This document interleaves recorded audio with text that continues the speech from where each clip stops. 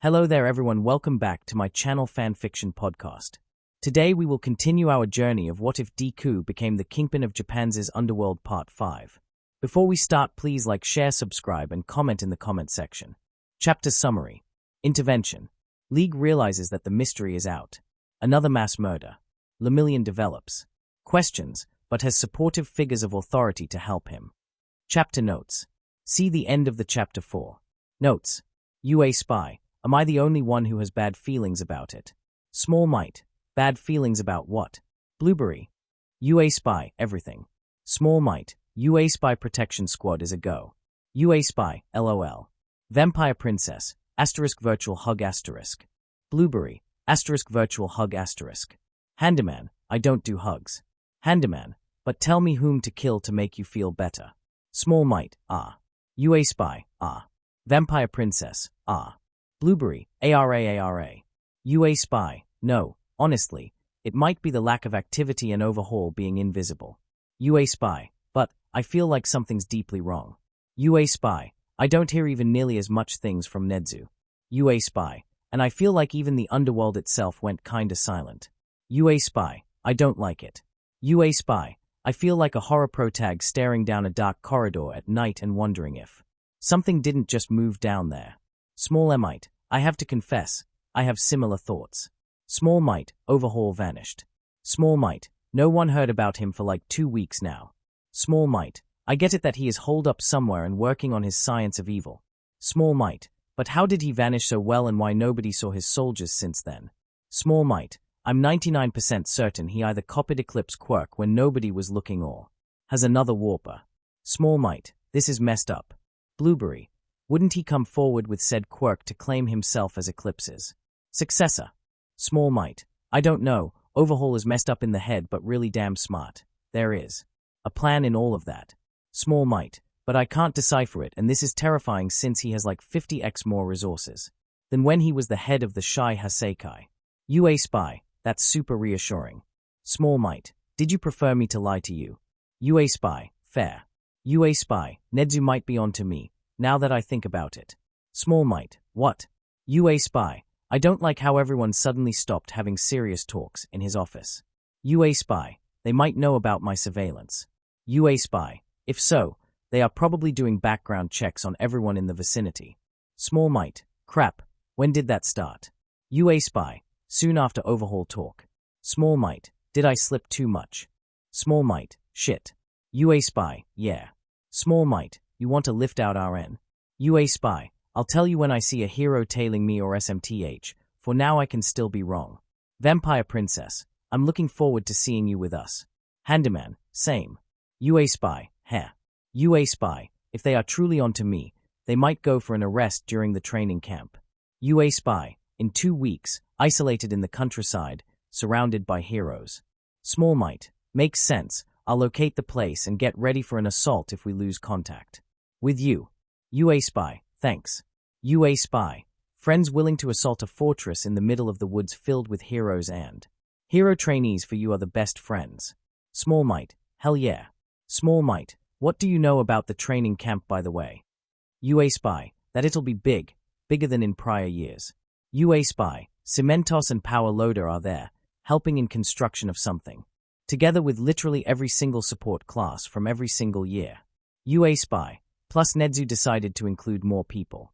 Might be most of the hero classes, plus a lot of heroes for security. Small Might. Oh joy, security amped up. UA Spy. Yeah, I wonder who inspired that. Small Might. That's certainly not me, you reverse sunshine. Asterisk. Akatani Mikumo. Anything on Overhaul? Sawa Tokeo. He is out of the Vigilante Alliance weight class, if we found anything about him. We'd tell Eraserhead or some other pro-hero about it. Akatani Mikumo. This is fair. Akatani Mikumo. What can you tell me about Inhuman Supremacy Party's operations in Shizuoka Prefecture? Sawa Tokeo. What brought that in? Akatani Mikumo. I am a bit of an information broker, not sure if you noticed. Akatani Mikumo. I might or might not have certain Legion in my extensive list of Underworld contracts, and he is looking forward to finding something to wreck, so I think that making him go after villains is a relatively good idea. Sawa Tokeo. I'm starting to understand why you looked for Stain. Akatani Mikumo, not my proudest job, and I really thought that they would murder each other. Akatani Mikumo, turned out that Legion is Stain's adopted and temporarily estranged nephew. Akatani Mikumo, who was looking to reconnect with his uncle. Akatani Mikumo, would you expect that development? Be honest with me. Sawa Tokeo, okay wow. Sawa Tokeo, you have a point. Sawa Tokeo, this had to come out of the blue. Sawa Tokeo, Alliance has a lead on what appears to be an ISP base in Shizuoka, but nothing substantial. Akatani Mikumo, good enough, I have other sources, I'm just trying to narrow down the location. Akatani Mikumo, I have 3 potential places, and I need to cross out 2. Sawa Tokeo, money or info. Akatani Mikumo, nothing interesting in my information list, at least nothing that Eraserhead doesn't know and that might have interested the Alliance. Sawa Tokeo, so money it is. Akatani Mikumo, standard payment. Sawa Tokeo, yep. Asterisk. Izuku read through the file sent to him by the Alliance. He was halfway in when he started laughing. Busted, assholes. He is running under a bit of a sleep deficit due to being very involved in his current investigation. As a result, he gets maniacal cackling instead of satisfied laughter. He decides to go to sleep. He has to plan another mass murder, and this is something to do while relatively sane. Himiko is still missing out on their nightly cuddling sessions. Since she was the person to force him to go to sleep on reasonable hours, his current state is probably at least partially her fault. Certainly not his. He is sure about that. Asterisk. ISP was using a large tea plantation as a cover. The building had a surprisingly expansive underground section serving as barracks, and it was right next to a large forested area used by the local ISP cell as a training area. Mostly at night, there was no one around the plantation to notice an awkward number of complex mutant quirk users emerging from it right after the sunset. The police were yet to find an explanation for some missing campers and hunters in the area. Sure, only 4 during the last 2 years. But the forest was still slowly developing a reputation, and not a good one. He had Spinner observe the camp for 3 days. He found about 70 members of the ISP in the area, including 5B or C ranks, rest was D or E. Izuku chuckled menacingly when he found out. It was time to practice operations in forested areas, and he had just a perfect idea in mind for it. Asterisk. Truth detector. 5 hours ago the League attacked the Inhuman Supremacy Party base in this prefecture. Mr. Principal, oh dear. Deadpan Stalker, let me guess, ISP was massacred. Truth detector, to put it mildly, yes. Tintin, at least Legion is consistent. Super Punch, one way to describe it. Mr. Principal, what happened? Tsukochi. Truth detector, we thus far counted 72 corpses, but we suspect that there might be more scattered through the woods. We caught 3 survivors that the League missed, but no one important, just thugs, frankly traumatized and terrified by what happened, and thus highly cooperative. We also have some camera footage from the plantation that ISP used as a cover. Truth detector, Decay isn't the only one member of the League with way more dangerous quirks than we previously anticipated. Majority of the ISP casualties came from Mustard, covering about 10 square miles of forest with his poison gas, while partyists were in the middle of training in it. Mr. Principal, oh dear. Truth detector, one of the survivors said that it was like a mini-cyclone made of poison mist. With Mustard in the middle, she is flight-capable mutant, she managed to fly above the poison cloud and tried to engage him, but was shot by Mine's crew and only barely managed to get out of the poison range before falling to the ground. Truth detector, it is possible that said cyclone was capable of moving for as long as Mustard was. Deadpan Stalker, so, an A rank. And that's putting it lightly. S rank material with some development, no doubt. Truth detector, certainly. Good news is that the poison density seems to have decreased with range, resulting in said 3 survivors that were on the verge of the cyclone. I'm also willing to risk a bet that even in the middle of it, it wasn't as concentrated as when he is attacking people directly. So it takes time to incapacitate and even more to kill. Super Punch, good news, but not great news. Mustard's potential for large-scale battles is clearly immense. He can saturate the entire battlefield in poison without having to expose himself to danger, and everyone willing to confront him will have to navigate towards the densest part of the poison fog, getting more and more weakened the closer they get. Super Punch. He is extremely dangerous when paired with Mind's crew, who can simply order his opponents to take off their masks or stand there for a few seconds and inhale deeply, and, since the visibility is awful, he can borrow the voices of their teammates to force them to respond if there is more than one attacker. Mr. Principal, I agree with this assessment entirely. Truth Detector, the events on the plantation were equally awful and warrant another villain. Rank change. Cat's Coffin App, what now? Truth Detector, the attack on the plantation began with Darby setting the buildings on fire from a distance. When the members of the ISP emerged from them to confront the attackers, well, I think I'll just upload the video. Mr. Principal, there is a streaming feature in our communicators, use it. Truth Detector, sure. The video starts. They can see some burning buildings, with smoke concealing a lot. The people with complex, mostly animalistic, mutant quirks emerge from the buildings.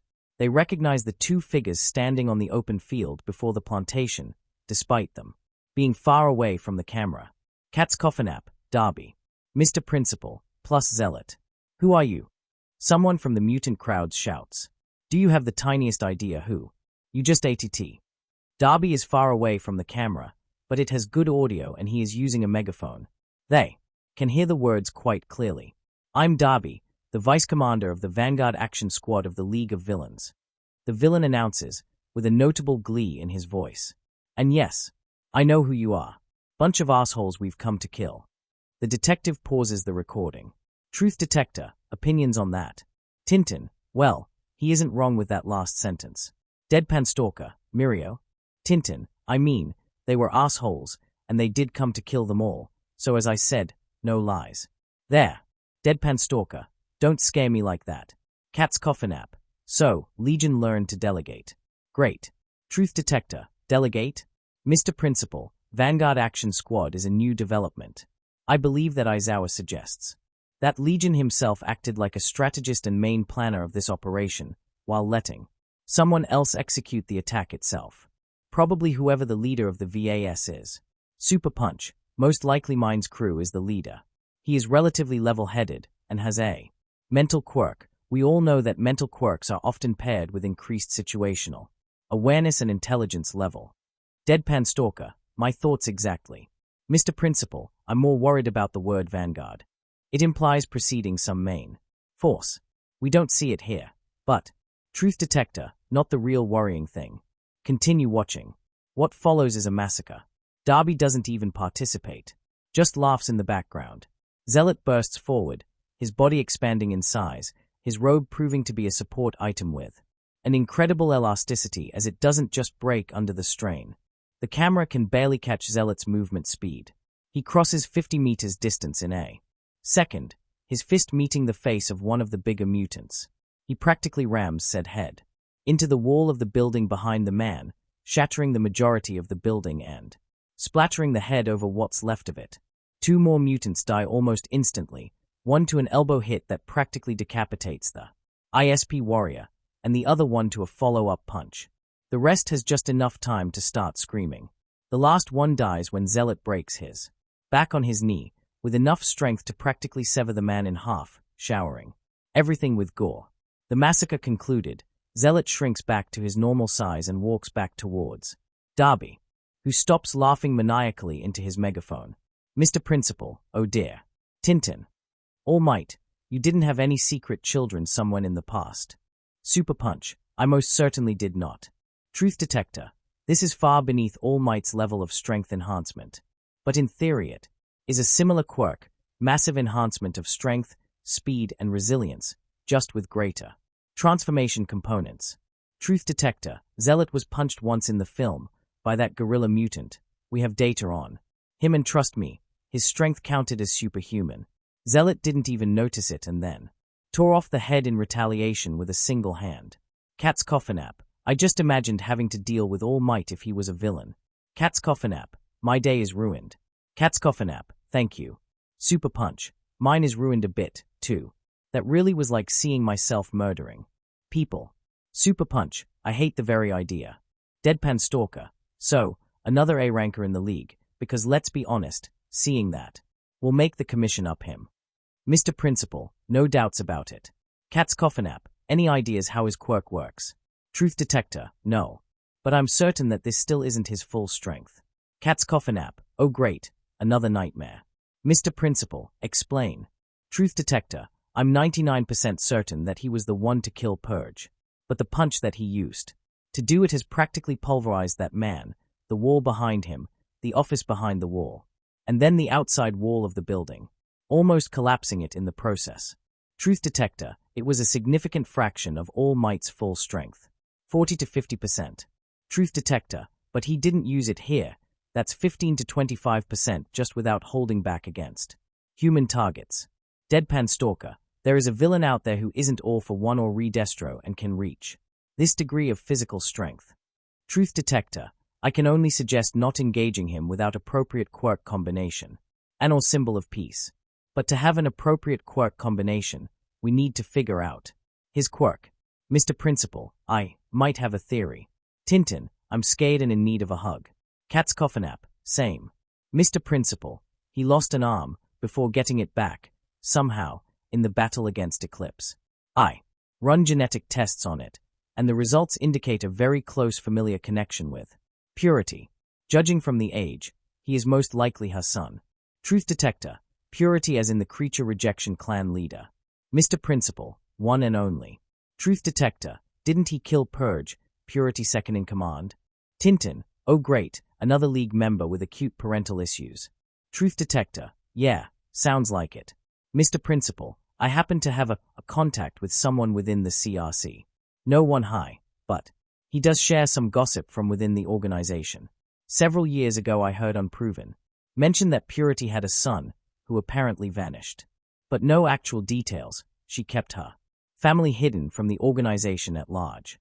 Mr. Principal, I suspect that Purge was as surprised with seeing him as we are with his parentage. Cat's Coffin App, what does that tell us about his quirk? Mr. Principal, Purity's quirk is strength and quirk power, enhancement to people in the vicinity who she identifies with, so in her case it's typically the non-mutant quirks, especially those from the CRC. Her quirk is further boosted when they are wearing concealing robes, because without seeing their faces she can imagine that they resemble her more. Mr. Principal, my theory is that Zealot has a variation on that quirk, self-boost on the basis of some form of abstract perception of himself and or his opponents. Mr. Principal, he appears to have escaped from the CRC and has managed to generate a much larger power level when engaging Purge, when compared to the one he displayed when engaging ISP. Mr. Principal, it might be hatred, or it might be something slightly more constructive, for example righteousness. So he felt that Purge is more evil and more worthy of killing than ISP members, due to him being a more personal brand of evil, and thus reaching a higher power level. Super Punch, if he had a quirk empowering him when he feels that he is good and the enemy is evil, how didn't he end up as a hero? This is like a dream quirk for a hero, especially when it gives him this degree of a power boost. This is literally a top 5 hero material with proper training, if not a guaranteed number 2 hero position if he puts his back into it. Mr. Principal, he is a son of a supervillain, probably with no documents. Villains don't need those, and on the run from Purity, if our theories on their relationships are correct. I would take him in, no questions asked, if only to spite his mother, but he might have not seen this as possible and never tried to join UA. Mr. Principal, he joined the League through Stain, and most of his former party appear to be formed from more extremist vigilantes who developed issues with a lot of heroes on top of those towards villains. Tintin, another person that fell through the cracks into villainy. TSK. Deadpan Stalker, Mirio, he is a villain. Tintin, a villain that could be a hero if society gave them a chance. I sometimes feel like the League has this as a running theme for its members. Deadpan Stalker, Mirio, we all know that. But he is still killing people, and has to be stopped, regardless of how much we relate to his motives.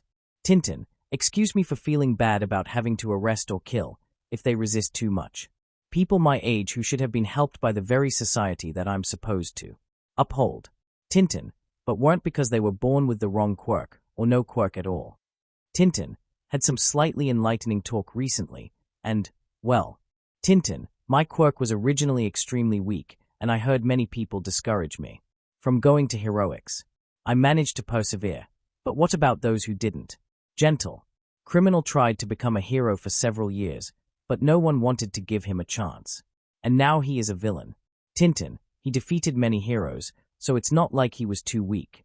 He might steal from the wealthy, but we all know that levelers focus on those wealthy who have done nasty things. So it's not like he had no moral compass. So why he isn't a hero but a villain? Tintin, and that's not all. Tintin, it's something I heard about while a guest in the league.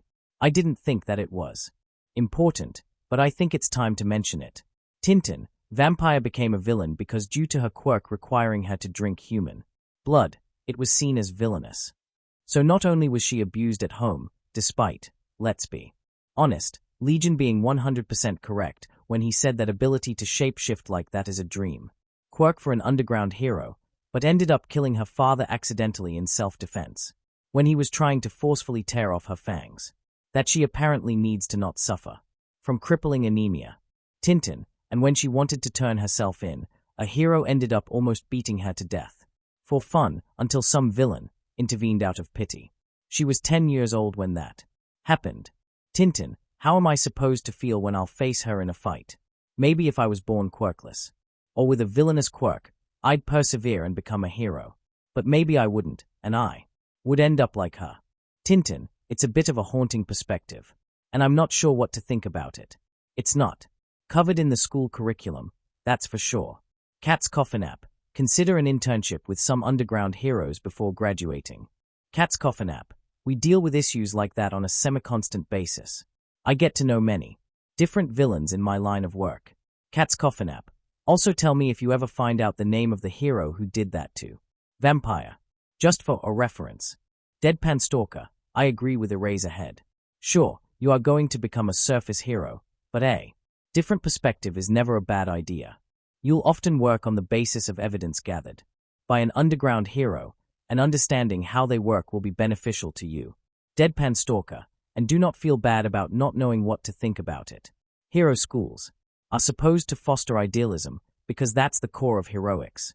Deadpan Stalker, understanding the villain's motives and reasoning is something we typically leave for already molded heroes. There is always a risk of understanding a villain's motives a bit too much. Deadpan Stalker, you asking such questions just means that you began to mature as a hero earlier than most. Tintin, well, thank you. It's not exactly the reaction I expected, but it means a lot to me. Tintin, I think I'll consider working with underground heroes for a while, as you said. Deadpan Stalker, I'm always there for you if you want to talk. Super Punch, same. Mr. Principal, I'd like to add that I agree with you, Mirio. There are many villains who are truly and unquestionably evil. Think of people like All for One, or Muscular and Moonfish, the recent escapees. But many are victims of circumstances, or just victims. We still need to stop them from committing crimes, but there are underlying issues to address. Mr. Principal, the current crisis is because the HPSC focused on heroes as a go-to means of dealing with issues and completely forego working on the issues that cause villains to be born in the first place. Mr. Principal, then again, I didn't do a lot either, which is what I'm going to change. Mr. Principal, this is a reason why I plan to organize the rehab hero class. Too many people end up as villains because they were born in the wrong family, because they were told that their quirk is villainous once or twice too many and so on. I also think that going to the hero course with people like that should give other students some perspective concerning what Mirio mentioned about how not all people called villains are pure evil, and not knowing how to react to that. Mr. Principal, unfortunately, UA is only a single school, and I have a long list of issues with many other schools. HPSC is only making things worse with their policies. Hopefully some schools will follow our example. We know that UA is a bit of the image of an ideal hero school. Super Punch, get one of your TV stations to ask me on live television about villainous quirks. Telling Japan that the symbol of peace thinks that there is no such a thing as villainous quirks is probably a step in a good direction. Mr. Principal, finally taking a step in? Super Punch, I read some articles and checked some statistics recently. And I agree with Mirio. I don't like how certain things grew out of proportion in the chaos of the last few years. It requires some correction. Super Punch. I made non-intervention in societal matters a policy because the last thing I want is a one-for-all holder and a number one hero going on a power trip and all for one has proven to us how addictive changing the society is. But now I know that I'm going to turn quirkless soon, so that threat is negated. And I refuse to stand idle for even a minute longer if there is no one else to do a thing, and the HPSC is only making things worse. Mr. Principal, and what caused that? Not like I'm going to complain about it, since I think that's a very good thing to do. Just asking. Super Punch. Partially it's the league and hearing about people like Zealot. Partially it's some words I heard recently from an old teacher of mine. But it's private, so I'm not going to elaborate. Mr. Principal, I see. Well, I'm looking forward to hearing from you. Mr. Principal, unfortunately, it will take years to get anywhere. We really got kinda lazy after we got rid of the all-for-one, didn't we? Truth Detector, I hate to admit, but you are right. Truth Detector, the Redestro's failed coup should have been a waking call, but Super Punch, we and the Commission equally felt like it's just a bump on the road to recovery from all-for-one. Super Punch, and now we got Overhaul, Legion, and I sometimes feel like we're getting two new villains per one we eliminate. And don't have me started on how Eclipse almost destroyed UA and I Island, something that even all-for-one wouldn't try. Roadrunner won the war, lost the peace. I think it went like that. Asterisk.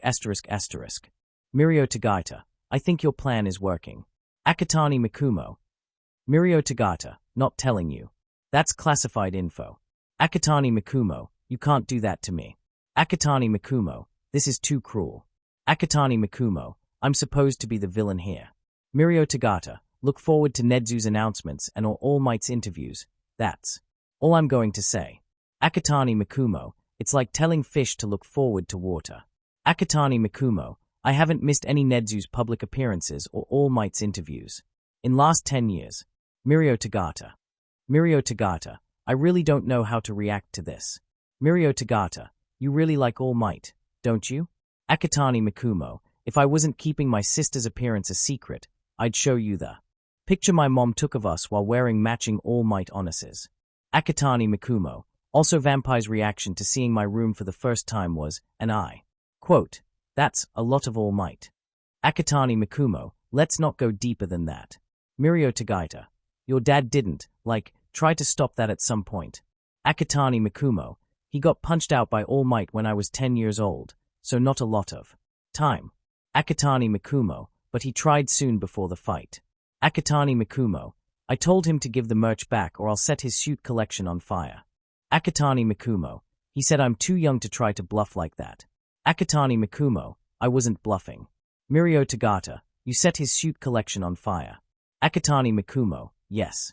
Akatani Mikumo, he looked like he wasn't sure if he was pissed off for me denying him and wanting All Might's merch collection back or proud of me ready to stand up to him and pull stunt like that on a supervillain while being a 10-years-old kid. Mirio Tagata, you set all-for-one suit collection on fire to get your All Might merch back. As a 10-years-old kid. Akatani Mikumo, yes? I already confirmed. Mirio Tagata, sorry, still trying to process that and I think that my mind went to where Nejayas normally resides in the process. Mirio Tagata, you know I can't hear or see it but I'm like 99% sure that your uncle just fell off his chair in laughter, and he probably isn't the only dead hero to do it. Akatani Mikumo, try to imprison me instead of killing when we finally have our last epic battle, because then I'll be able to write memoirs while in prison. Just make sure that Tartarus isn't that much of a shithole by then, K. And then you and your dead heroes will have some quality thing to read. Mirio Tagata, tempting. Chapter end notes. Midoriya most likely wasn't 10 years old when that happened. Then again, saying his real age during the incident would provoke very hard to answer questions, so there is that. The earthquake starts during the next chapter, tongue sticking out, look forward to it. Chapter summary.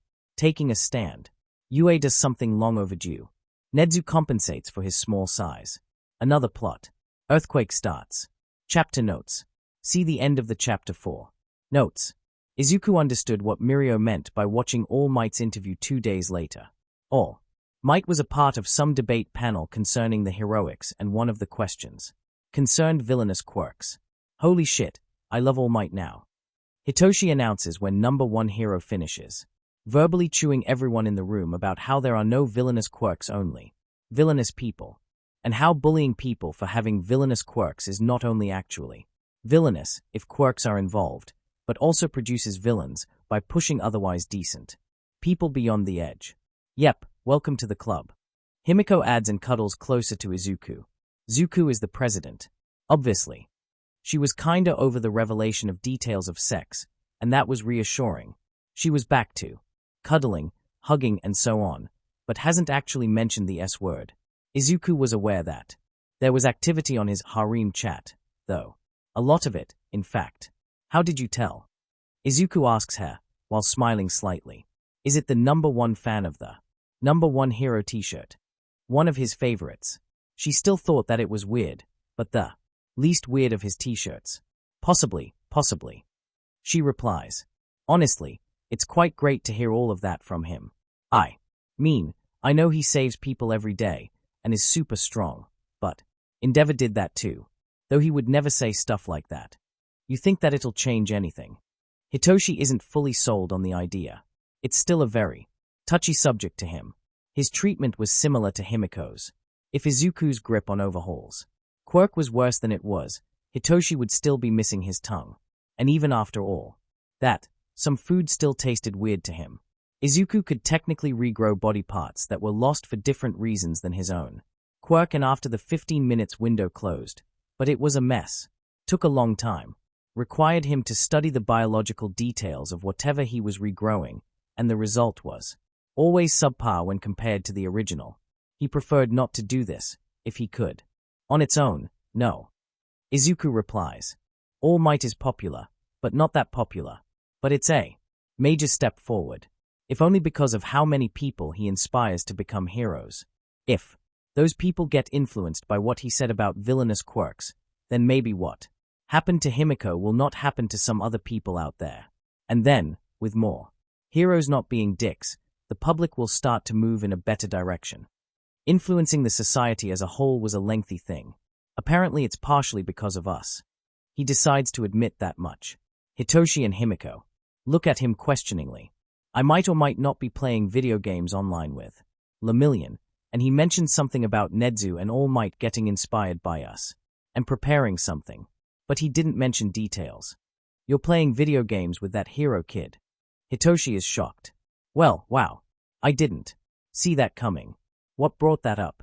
I wanted to ask someone for relationship tips, and after some introspection I discovered that he is the only relatively normal person that I know and can potentially help. Izuku replies, while absent-mindedly picking up some chips. Which is kinda sad, all things considered. Plus we both know what it means to have really big boots to fill. They don't ask, but Himiko eyes him curiously for a while. Probably over the relationship. Tips bit. 2 hours of idling in front of the TV later, Nedzu starts a press conference. Rehabilitation class for young vigilantes. And villains too, if they were young enough and were deemed to have a potential to be rehabilitated. Changes to entrance exams to make them more approachable to people without flashy combat quirks. So, for example, mental quirks. That alone would be shocking, but then comes the real bomb. 3 slots in the hero course reserved for the quirkless. Izuku stares at the screen in shock. Vultures in the room don't take it face down and almost start a riot over the idea. Nedzu calmly leaves the stand, which is then taken by the man that introduces himself as Sir Night Eye. Izuku knew, others in the room did not. All Might's former sidekick and a pro hero.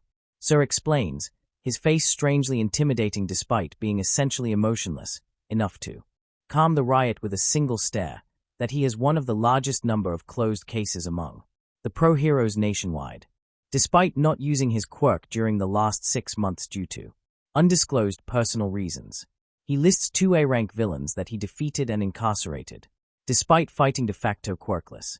Then he says that UA decided, with support of both All Might and Principal Nedzu, that denying a chance for a career in heroics for people who might have not been born with quirks, but had a knack for investigation and planning was illogical. He also mentions that he sees no Reason why quirkless individuals were to not fare pretty well in combat. To further support that, he cites an undisclosed underground hero with a quirk allowing him to deactivate non-mutant quirks, who despite that has arrested numerous mutant quirk villains, without using his quirk at all. Nedzu returns and adds a few closing statements, including an honest admittance that he doesn't expect a quirkless hero to ever reach the top 30, but that he also doesn't believe that this is in any way demeaning to them, as what should really matter to heroes is saving others rather than meaningless pursuit of strength, which totally isn't read by anyone in the room as a kick in Endeavor's dead face and HPSC President living face, or amassing popularity. QEM is going to have a field day over this. Izuku comments when the press conference ends. Forget the UA recommendation seats. Those 3 slots are going to be the most contested school choices in the Japanese education system. This is the second best day in my life after the one when Izuku finally noticed that he is my boyfriend. Himiko comments dreamily, and Izuku wonders for a few seconds if she has an idea just how spooky that sounded. He decides that probably not, and then moves to more pressing stuff. Quirkless forums on the internet were probably on fire right now. Blueberry was out shopping for Kurogiri if Izuku remembered it correctly. He decided to be the first one to tell. Small mite. Blueberry, did you see Nedzu's press conference? Blueberry, no, it's my turn for the grocery run with Spinner, you know. Small mite, did you bring your QEM phone with you? Blueberry, no. Left it in the base. What happened? Small mite, quirkless world tilted upside down, their forums on fucking fire, your lieutenant's probably going crazy over not having contact with you. You know, the usual. Blueberry, what? Small mite, Nedzu just guaranteed 3 slots in the UA hero course to the quirkless and with Sir Night Eye publicly bashed the media vultures for claiming that quirkless cannot be heroes. Blueberry, OMG. Blueberry, OMG. Blueberry, did I die and this is heaven? Small mite, we are all here, so, probably not. Blueberry, warp back in 5 minutes, got to find a private place. Several minutes later she dropped several bags of supplies next to Kurogiri's bar, together with Spinner, and ran through the living room. Not long after that Izuku heard her conversing with her lieutenants from the QEM on the phone, although it was less conversing and more trying to scream louder than the other person. Akatani Mikumo, you son of a wonderful person. Mirio Tagaita, you son of a, well, almost literal Satan. Akatani Mikumo, ouch. Akatani Mikumo, but I kinda had it coming. Mirio Tagata, correct. Akatani Mikumo, seriously, this is awesome. Akatani Mikumo, Mine's crew just joined Club of All Might's fans within Love and Sunset. Almost warped Spinner into a wall when she was returning from the grocery run in hurry. Akatani Mikumo, congratulations. Mirio Tagata, grocery run. Mirio Tagata, really? Mirio Tagaita, I mean, I was living among you for like 2 days so I know how weirdly normal it feels, but still, using Warpgate to do grocery runs for a villain organization is just kinda. Akatani Mikumo, I'll let you know that I do have to brush my teeth for them to be healthy. Akatani Mikumo, and Himiko regularly needs all those weird girl things that I don't want to think about. Akatani Mikumo, I'm afraid that villain status also doesn't make you exempt from preparing food, getting stuff to drink and figuring out who is on toilet duty today. Akatani Mikumo, we had a timetable hanging out in the living room but I think Darby burned it this morning because he is an ass and didn't like the schedule. Akatani Mikumo, kids these days. Mirio Tagaita, first of all, he is 7 years older than you, stop talking like that. Mirio Tagaita, second of all, sorry, I don't really have all that much contact with villain groups and I spend last 5 years learning about how to defeat you in combat. Mirio Tagaita, I think my view on villains got a bit too narrowed down to combat, investigation and so on. Akatani Mikumo, now just kidding, I know what you mean. Akatani Mikumo, symbol of peace should probably know that people on the other side are still people. Akatani Mikumo, if there is one thing I respect in All Might the most, it's the fact that despite waging war against my father, he still took villains prisoner, and the only fatalities were mostly accidents or cases where it was either them or civilians. Akatani Mikumo, good to know you're in the same camp. Mirio Tagaita, you just want a nemesis that isn't going to punch your head off. Akatani Mikumo, you already killed me, you know. So yeah, not looking forward to a Repetition. Mirio Tagata. What? Akatani Mikumo. The quirk that saved me in Hosu downgrades lethal damage to non-lethal. Level. Akatani Mikumo. It was used after your punch, so you did give me instantly lethal degree of damage. Mirio Tagata. Mirio Tagata. Wow. Mirio Tagata. And you still saved Gran Torino after that? And let me out. Akatani Mikumo. Mirio, you are not a regular hero, just a provisional license still, and you were facing an S rank and a hardened killer that just knocked out your mentor. Akatani Mikumo, with no chances for backup and a person, however shitty endeavor was as a person, to defend. Akatani Mikumo, I'd have been more angry if you pulled your punches in the circumstances. Akatani Mikumo, besides I am like 99% sure that you didn't want the punch to be this powerful. Mirio Tagata, yes. Akatani Mikumo, I still expect you to be slightly less deadly if you try to arrest me and my friends, well, reasonably less deadly. I'm not telling you to die trying. And if you go after my sister for some sinister Nedzuific reason, I swear to everything I can think of that I'm going to break more than just your limbs this time. Mirio Tagata, everyone got the clue after your threat to Nedzu. Don't worry. Mirio Tagata, family out. Mirio Tagata, besides, your mom isn't really interesting to us nor dangerous to anyone, and your sister isn't a villain. Akatani Mikumo, my mom is very dangerous, just doesn't apply her danger to anything. Because she is too busy crying about the weather being nice, not nice or way too neutral. Today or some other super important reasons like being happy, sad or, well, being neither happy nor sad. She cries a lot. Mirio Tagata, really? Dangerous. Akatani Mikumo, I saw her repeatedly smack my dad with a rolled newspaper in the head over him doing something stupid while I was a child, so yes. Akatani Mikumo, Dangerous. Mirio Tagata. Mirio Tagata, your mom. Mirio Tagata, repeatedly smacked. Mirio Tagata, all for one. Mirio Tagata, with a rolled newspaper. Mirio Tagata, in the head. Mirio Tagata, and she survived that. Akatani Mikumo, and he apologized. Mirio Tagata. Akatani Mikumo, on his knees.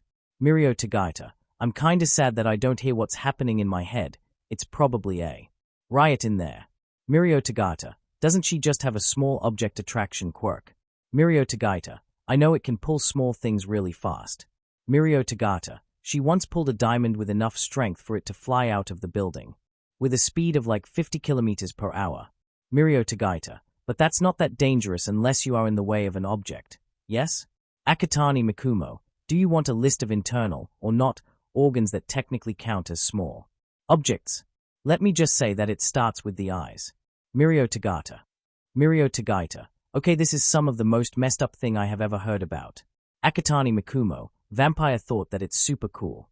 And Mind's crew had to borrow a cat from Krogiri to deal with the mind images. Akatani Mikumo, that's the type of people I have to deal with on a daily basis. Mirio Tagata. Mirio Tagata, you need to get more normal friends. Akatani Mikumo, it's not as easy as you'd like to think when you are on the top 10 most wanted list. Akatani Mikumo, and the only internet acquaintances I'd possibly like to meet is legally obligated to punch me into a stratosphere when we meet IRL. Akatani Mikumo, so yeah.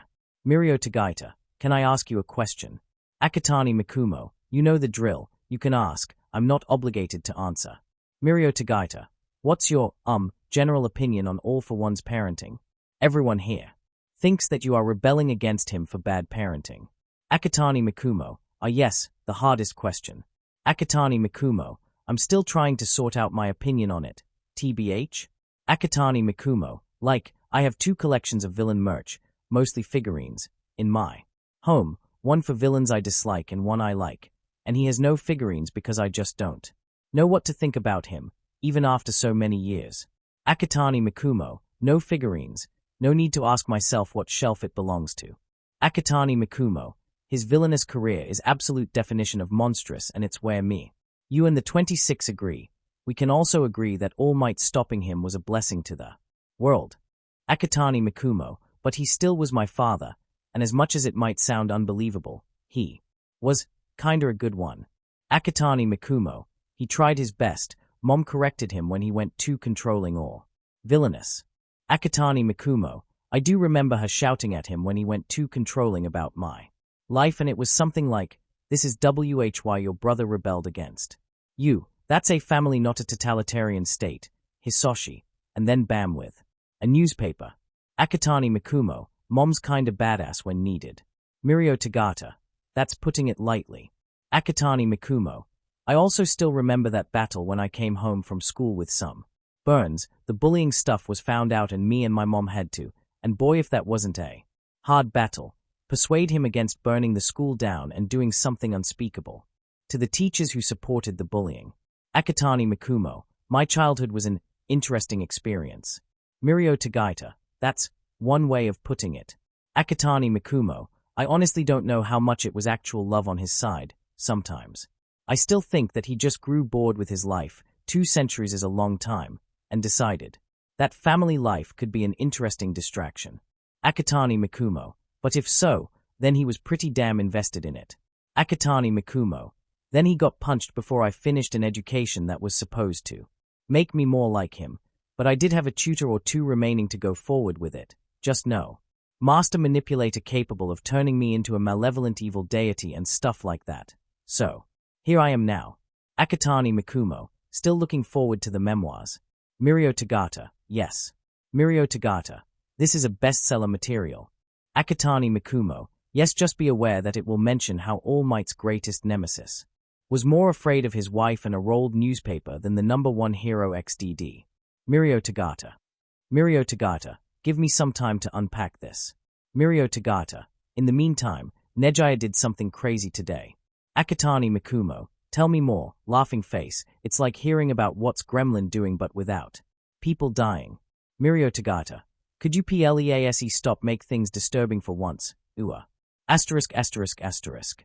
The awkward silence continued until the advent of the UA training camp. Izuku managed to find some traces of activity on Overhaul's side, but nothing conclusive, some sightings of his soldiers, an attack on some quirk research facility in Kyoto, repelled by the heroes, and so on. This still counted as an awkward silence in the country to Izuku. He had no idea why Overhaul sent his goons to attack that place. What were the chances of it having some knowledge that would interest him? Maybe it was about the medical supplies. There was a lot of head-scratching in the country over that. Izuku's spy in the UA somehow wasn't arrested on arrival, giving the League loads of valuable, potentially, intel. UA spy. Holy fucking shit, Nedzu is bats hit insane. Small Might. Vampire Princess. Is this a repeat what we already know day for our spy? UA spy. This is less a school training camp and more a fucking military exercise. Small Might. Details. Insomniac. Yeah. Fuck school. I don't want to hear about UA. Vampire Princess. It might inspire new theories for you. Fuck school. You have a point. I'll stay. UA spy. Every single hero class is here, training in separate areas of a really large forest. UA spy. Nedzu subcontracted like 20 different heroes with training licenses with connections to the UA to deal with the chaos. UA spy. Cementos, Power Loader, and the support students built AFUCKINGFORT. RESS, which seems to include everything from fallout shelters and murder robot base to Nedzu's command center and center of the communication network. UA spy. It even has an ARTILLERY battery and AA missile launchers if the gossip from the support classes is correct, and I'm at a point where I wouldn't be surprised if it was powered by a nuclear reactor with an explosive self-destruction option tied to Nedzu's heartbeat in case someone killed him while inside the fortress because he is this level of spiteful prick. Small Might. What are THEUA's budget numbers? Small Might. And who is financing it? Small Might. I need to know so damn much. UA spy. I know right. UA spy. I mean, holy shit. UA spy. I know they are probably going to reuse the fortress the next year, and that most of the stuff inside was a form of month-long large-scale training exercise for the support classes, and that the school will probably sell most of what they did after the training camp ends. But, UA spy, seriously WTF. UA spy, that rat is insane. Sneaky Gecko, that's saying it lightly, holy shit. UA spy, you have 20 additional part-time teachers, and no less than 30 additional heroes, mostly lower-ranked and tied to the UA, patrolling the area. UA spy, and something like 100 hero trainees plus 50 or so support guys. Manning the fortress, doing stuff like maintenance and communication. Oh, and I think like 20 Gen EDS from various years that are looking to go into medicine and have live exercise. Of running a first aid point with Recovery Girl. Small might, I'm 99% sure that Rat is just compensating for his small size. UA Spy, LOL. Insomniac, sounds like it XD. Small might, I mean, it makes low-key sense, country is messed up, and it's a good idea to look like a goddamn hedgehog to villains willing to punch you. Small might, but Small might, did someone ever try to explain to him what moderation means? UA Spy, he probably thinks it's some form of English cuisine. Vampire Princess, XD. Small might, okay, any notable faces among the heroes? You said that mostly lower ranked. UA Spy, I saw Sir Night Eye with some skeletal guy that I don't know who was. Kamu. Woods, Wild Pussycats, I think it's their joint to begin with, some I-10 sidekicks. Gran Torino, he just isn't going to give up and retire, doesn't he? UA Spy, Owen Boulder. Small might, rank 15 hero. From the Hero Commission. UA Spy, did you think that the commission would be all right with Nedzu amassing enough firepower in a single place to storm the national diet without any form of oversight? Small might, fair, I think he is one of the more decent of the commission heroes, so it's nice. That's him. UA Spy, so, do you think you'll manage to extract me if they arrest me? Small might, if not from the camp then from wherever else they'll take you. Small might, even if I have to attack Tartarus for it. UA Spy, ah. *****. Overhaul exits the portal within the forest. It's late evening, so darkness has already overtook most of the surrounding area. He is at the edge of the cliff, granting him a beautiful view of the forest in front of him. He sees some lights here and there, each signifying a cancerous lump of the disease that he is here to excise. Others let the disease fester for too long, but it won't last for long. He is here to help. He is here to help them all. Start warping in our army. He says to the QLF soldier that he gave the disease he took from Eclipse. Doing such a thing is distasteful, but he needs to compromise sometimes. This is all for the greater good. The portals open. Soldiers start to walk through. They no longer doubt his leadership and are here for the same goal that he is, to heal the world, even if it means killing it in the process. This is merely one of the several units. There will be more. Oh, so much more. This is war, after all, and he plans to win it with the first battle. Connect me with their network. Overhaul says to another of his soldiers. His quirk is Technopathic 1, boosted greatly with a special brand of trigger. One of oh so many. Surprises he prepared to destroy the UA and put Japan on its knees. *****. Nedzu is in his command center, observing the evening exercises through numerous cameras and sensors. Seeing 200 people act on his desires is a bit soothing to his ego, he has to admit, especially as everything is going so nicely. Then everything goes to hell. My name is Overhaul. He hears from the speakers. Nedzu freezes, and so do dozens of people throughout the forest. And I consider myself a visionary and a healer. But the world, Yu, calls me a villain. Nedzu sees red dots popping up on the screen, signifying the sensors detecting intruders. There are many. Oh, so many. Do not worry. Overhaul continues. You are sick, yes. But I have come to heal you. I have come to heal you all. I shall free this world from the diseases known as quirks, heroes, and villains. Yu. I shall usher in a new age upon the world. An utopia. At least 1,000 dots. The systems start to interpret about 200 of them as. Nedzu can feel his blood go cold. I shall take that moment to announce a merger between the Quirkless Liberation Front and several other groups, including the remnants of the empire of a certain great man. So great that Nedzu and the Hero Commission agreed to keep him hidden from the world. Yu, out of fear. Overhaul adds. Frozen Nedzu observes a crowd of no less than 200 Numas marching towards the center of the training camp, towards where most of his students are. We are now the Paranormal Liberation Front. Overhaul says. And we have come to kill you all. I wish you a good night. With an agonizing shriek, the communication network set up by Power Loader dies down, bringing down the means to communicate with the outside world, to coordinate numerous separated groups of heroes and hero trainees and to observe movements of the enemy. Seconds later, the first artillery rounds start to fall on the fortress. Nezu can feel it shaking, ever so slightly under the distant explosions. "Oh dear," he says. The nearest support students stare at him in terror. Asterisk, asterisk, asterisk. Izuku is woken up by an alert signal from the Villain Network app. He manages to untangle himself from Himiko, who was very in a mood for some cuddling in the evening, soothe them. Both about it, after a few seconds of struggle. He is doing his best to not wake her up. He opens the app, and can feel his blood go cold. UA Spy, Overhaul and QLF are attacking the camp.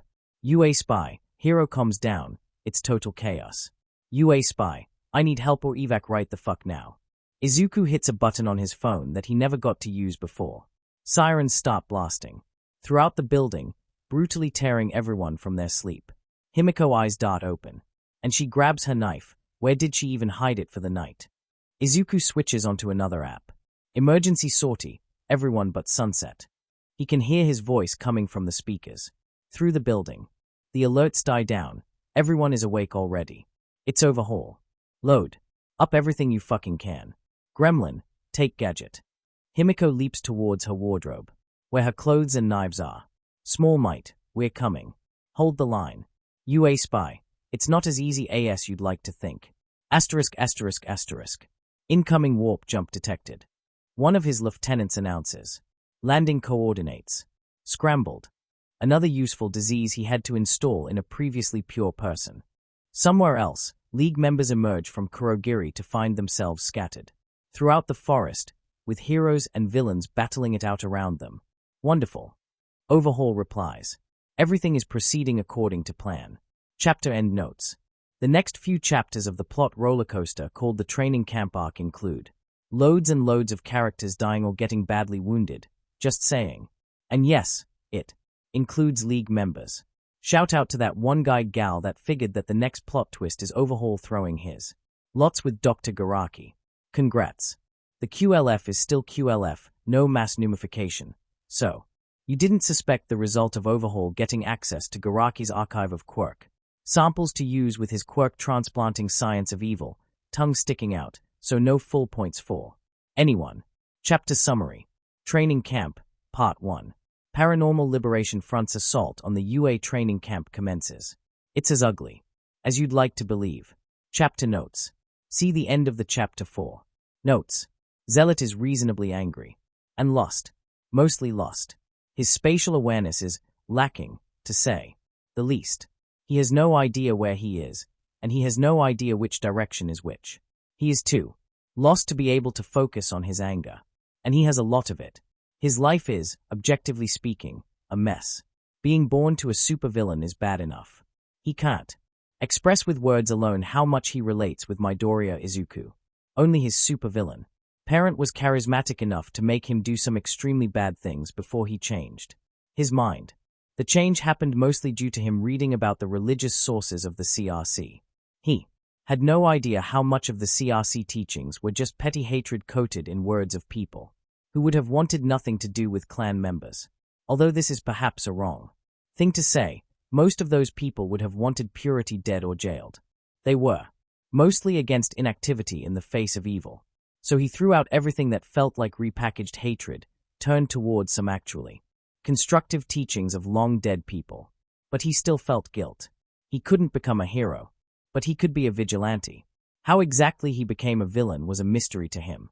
But it wasn't a bad type of a villain, all things considered, so he could still use his quirk. He still remembers how it basically died out on him when he realized that he was doing evil things to undeserving people as a part of the CRC. Persuading himself that he is worthy of his own power took him a while. He still could power up to Gear 5, his maximum, only when facing people like Purge.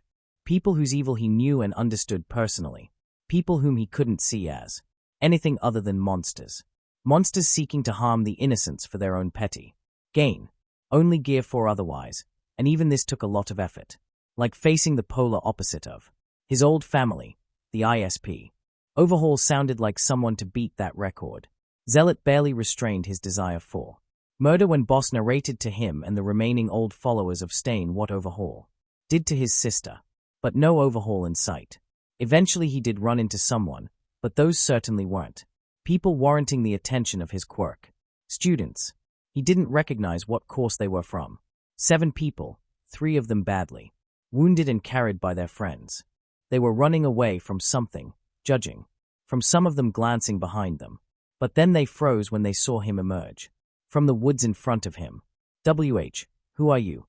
one of the students asks. Ironically enough, a complex mutant quirk. Carrier, a kin of the people he once killed for the CRC. Some mammalian creature. Not an enemy. He replies. "Who is following you?"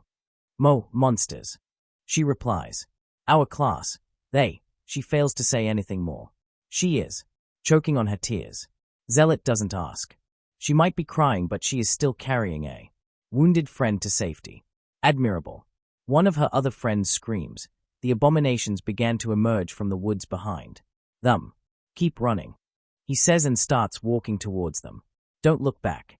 They do as he say. Gear 4. He feels his body grow, the addictive feeling of power and fury overwhelming his every limb. How many people, kids, maybe not a lot younger than him, but still kids, did they kill? How many did they wound?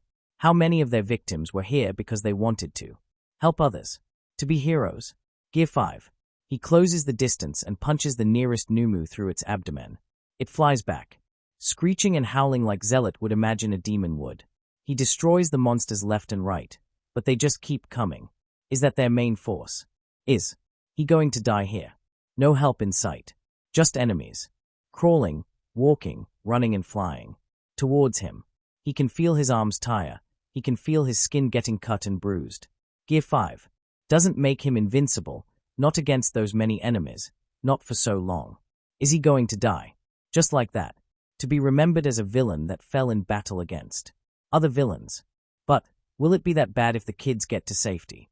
Will it be that bad to die if his last act will be saving a kin of those he once killed? Wouldn't it be great to at least die like a hero should? Gear 6. Zealot kills 94 Numus, including 4 high ends, before getting overwhelmed by their numbers. His last stand buys the students gathering at the training field in the middle of the camp 15 minutes. He dies happy. *****.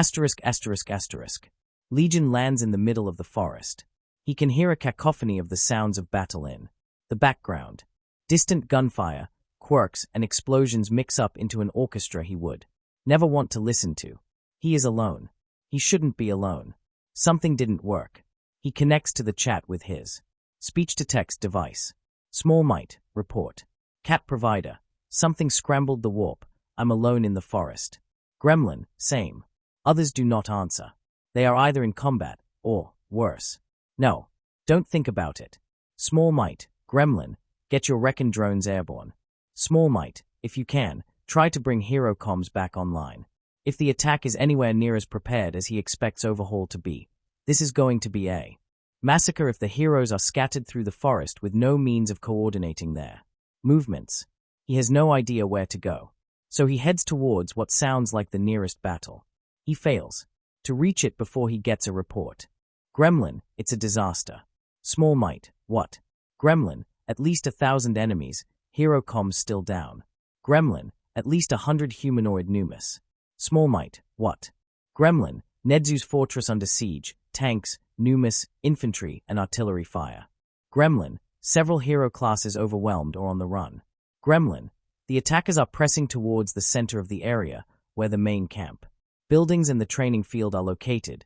The scattered students gravitate towards those places. Small Might, well, that's just fucking great. *****. Eraserhead understands that they can't hope to win this battle when several students come running to the training field and start shouting about an army of monsters on their tail. The underground hero would have questioned the idea of army of monsters, but whatever is still happening in that direction is clearly scary. Someone's fighting there, and he feels like he's watching All Might fight with full power. Trees and humans, or humanoid monsters, as the kids claim, are literally sent flying. Yeah, not touching that. Vlad, we're leaving. The other underground hero looks at him, visibly frowning. Main camp, now. They have the majority of their first-year classes with them, together with the wild pussycats. The location is basically undefendable, And if the enemy commander has a brain, he probably has, their current location is one of the priority targets. Are you sure about THA? Vlad fails to finish the sentence. Oh, looky here. They all hear a shout. Eraserhead's eyes jump to the figures. Emerging from the woods. He recognizes the speaker. So many kids. This is going to be fun. I knew that joining the House of Red was a good idea. Eraserhead had that name once. It was apparently an organization of serial killers, but no one believed that it could actually exist. It was just an urban legend. Muscular. One of the pussycats shouts. Their kid, Kuta, looks like he just saw a ghost. Eraserhead recognizes two others. Moonfish, the cannibal murderer, and Magna, serial killer. There is a crowd of lesser villains behind them. I'm sorry, but we aren't supposed to let you retreat. Magna sounds almost apologetic. Not until the Numas get here. So excuse me for that, but please die. Eraserhead unleashes his capture scarf. Other heroes and trainees who can actually fight tense. Up and prepare for battle. They are ready for it, but not for Stain and Decay suddenly leaping from the forest to the left of the villain group. And certainly not for Stain decapitating Muscular with his katana, driving a knife in the side of Moonfish's head all the way to its hilt and slitting Magna's throat before disappearing in the woods to the right. All while Decay spreads his quirk over the crowd of lesser villains. Behind the three, killing no less than 20 of them and sending the other half fleeing back into the woods, before vanishing in the woods after Stain. The entire process took less than half a minute. Decay spent most of it chanting EXP EXP. EXP EXP repeatedly. Stain was intimidatingly silent. I really think that we should go. Eraserhead announces in the resulting silence. This time, nobody complains. Mandalay sends an open warning to everyone in the vicinity that the main training area has fallen, and heroes and students are to retreat to the main camp. When the Numas finally arrive at the training area, they found nothing but corpses of their allies. Eraserhead's group encounters the vanguard of the former QLF forces before they manage to get to the main camp. The fierce fighting erupts throughout the forest. *****. Somewhere else in the forest, Kamu Woods and a bigger part of the 2A class encounter a company-sized force of the QLF with heavy Numu support. The surprise is total, but the Wood hero manages to entrap most of the QLF soldiers with his branches. The students flee while the remaining QLF soldiers turn their guns on the hero. He manages to buy enough time for the students to escape before joining the list of casualties. *****. It's not a hacking attack. Power Loader shouts back from the main communications room. It's some form of technopathy quirk, probably boosted with trigger. We should get comms back on once Eraserhead uses his quirk on the perpetrator or after he gets off trigger. Somewhere in the forest a pink-haired girl shouts triumphantly and tells her crush that she is ready. It will take at least an hour. Nedzu replies. He is calm. Oh, so very calm. Or that's what he is trying to tell himself. It doesn't work. We don't have an hour. Students and teachers are fighting alone. We can't give them artillery support or deploy robots without communications. We need. The large screen in front of the principal flares up.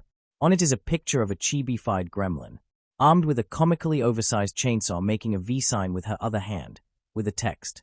Villain Industries beneath it. More words pop up underneath. Presents a baby number 347, independent drone-based field. Communication network. Then it vanishes, and Nedzu is greeted with a familiar sight of the command map. The situation on it is way worse than it was the last time he saw it. You owe me for that, Nedzu. He hears a voice from the speaker. A fucking lot. Different. Voice adds. Legion. Nedzu is shocked. For the first time tonight, it's a positive shock. What are you doing here? Saving your rodent ass and hopefully trying to kill Overhaul. Legion replies. League is scattered around the forest alongside the heroes. I'm God knows where. You have a comfy command post with an ability to see everything. I told the League members to listen to your orders. So start issuing them. The command system is optimized to work well with his high-spec quirk. The information flashes before his eyes, Nedzu's brain taking in and analyzing entire pages of text within milliseconds. The situation is critical. No less than 30 students and heroes are already dead. Majority of the remaining ones are either wounded or scattered throughout the forest. He sees many Groups composed of 1 or 2 heroes and whatever students from broken classes that managed to latch onto them. The crowd of Numas approached from the east, the main QLF forces from the west. They practically severed the area in half, overwhelming the main training area that acted as the geographic center of the UA facilities. The camp in the southwest will be attacked next. The fortress in the northeast is still under siege by a detached force of the Paranormal Liberation Front. Another detached group attacked the field hospital. The attack failed spectacularly due to All Might visiting it for the medical checkup with his entourage of 1A students, but it was the only positive of the situation. Well, that and the fact that the League intervened. The situation is critical, but Nedzu lives for moments like these. He already has a plan. A lot of those. He hits the button. Nedzu to all students and faculty in the area, he says loudly. I authorize all students for combat. Due to the severity of the situation, I officially change engagement protocols. Heroes and students, fight to kill. I repeat, fight to kill. Do not try to apprehend enemies. I'm taking full responsibility for that. Do not engage League of Villains members. They are our allies for the time being. He doesn't have time to listen to sounds of surprise and switches the channel. Power loader, send out the robots. It was time to lift the siege of his fortress. Extermination mode, please. Power loader nods on the screen and gets back to work. Nedzu switches over to snipe. Judging from the image of the screen, he and a group of 2B students are defending a ridge against an advance party of the QLF soldiers supported with some Numas. Excellent situation for a person with a gun and a homing quirk. Snipe, you have another group of QLF soldiers about to flank you from the north. He hears a mumble of acknowledgement. Retreat southwest, I have a job for you. But first he has to find other people to help in it.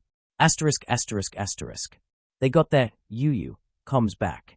Overhaul announces. Dr. Yujiko winces oddly. On the screen. Why? That shouldn't have happened. Overhaul had a decent amount of respect for Yujiko's knowledge. All for one had a good taste of co-workers. But he was an awful commander. Material, and they both knew it. Which is why Kai was the one in charge of the operation. How do you know that? Way too jumpy. Because 6 scattered groups of students and teachers just simultaneously converged on one of my QLF companies and are in the process of annihilating it. He sees a 2-meter wide stone boulder rolling through one of his tanks, not stopping at all despite encountering the armored surface of the vehicle, exploding it in the process. Some officer is trying to shout orders before an improbably accurate bullet blows his head off. Snipe and boulder. Overhaul is absolutely overjoyed. He switches to another camera, this time the one showing the assault on Nedzu's fortress.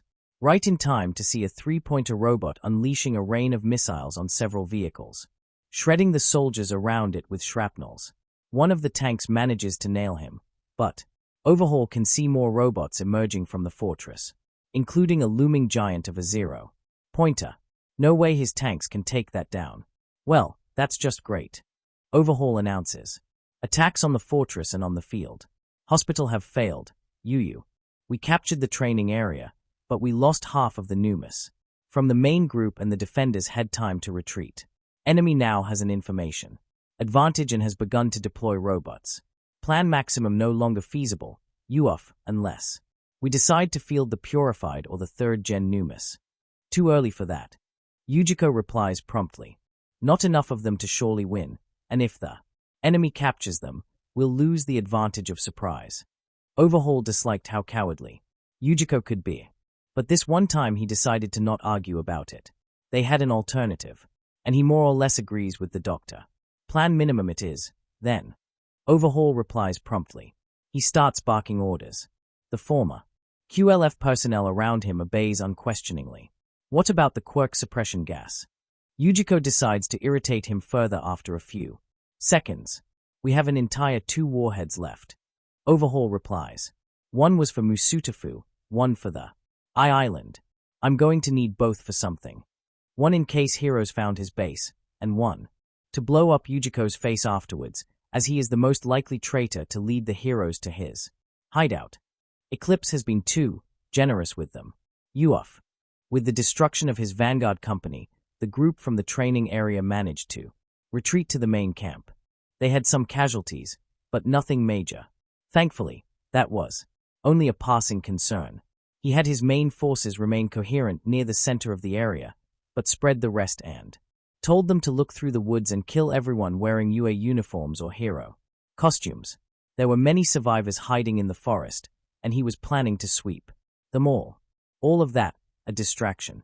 He discovers that Nedzu found his command post when the first artillery rounds start to fall around him. The second one hit right in the middle of a crowd of his staff officers, sending some body parts flying. He had himself warped out by his Eclipse copy.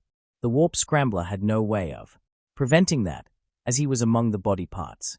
Well, fuck. Overhaul mumbles to himself after emerging in his secondary command post. This was going to hurt, and certainly wasn't part of the plan. Plan minimum was still in the game, though. *****. Legion is still hopelessly lost in the forest somewhere to the south of the enemy's main force. When he got the message from Kurogiri, Nedzu, Kurogiri can warp freely now. He says, few kilometers to the north of him are certain. Rat perks up in his bunker. The source of the warp interference moved to the southeast. You need Giri to give someone a lift. How okay is he with being a living ambulance for the duration of this mess? Nedzu asks. Back. Izuku chuckles.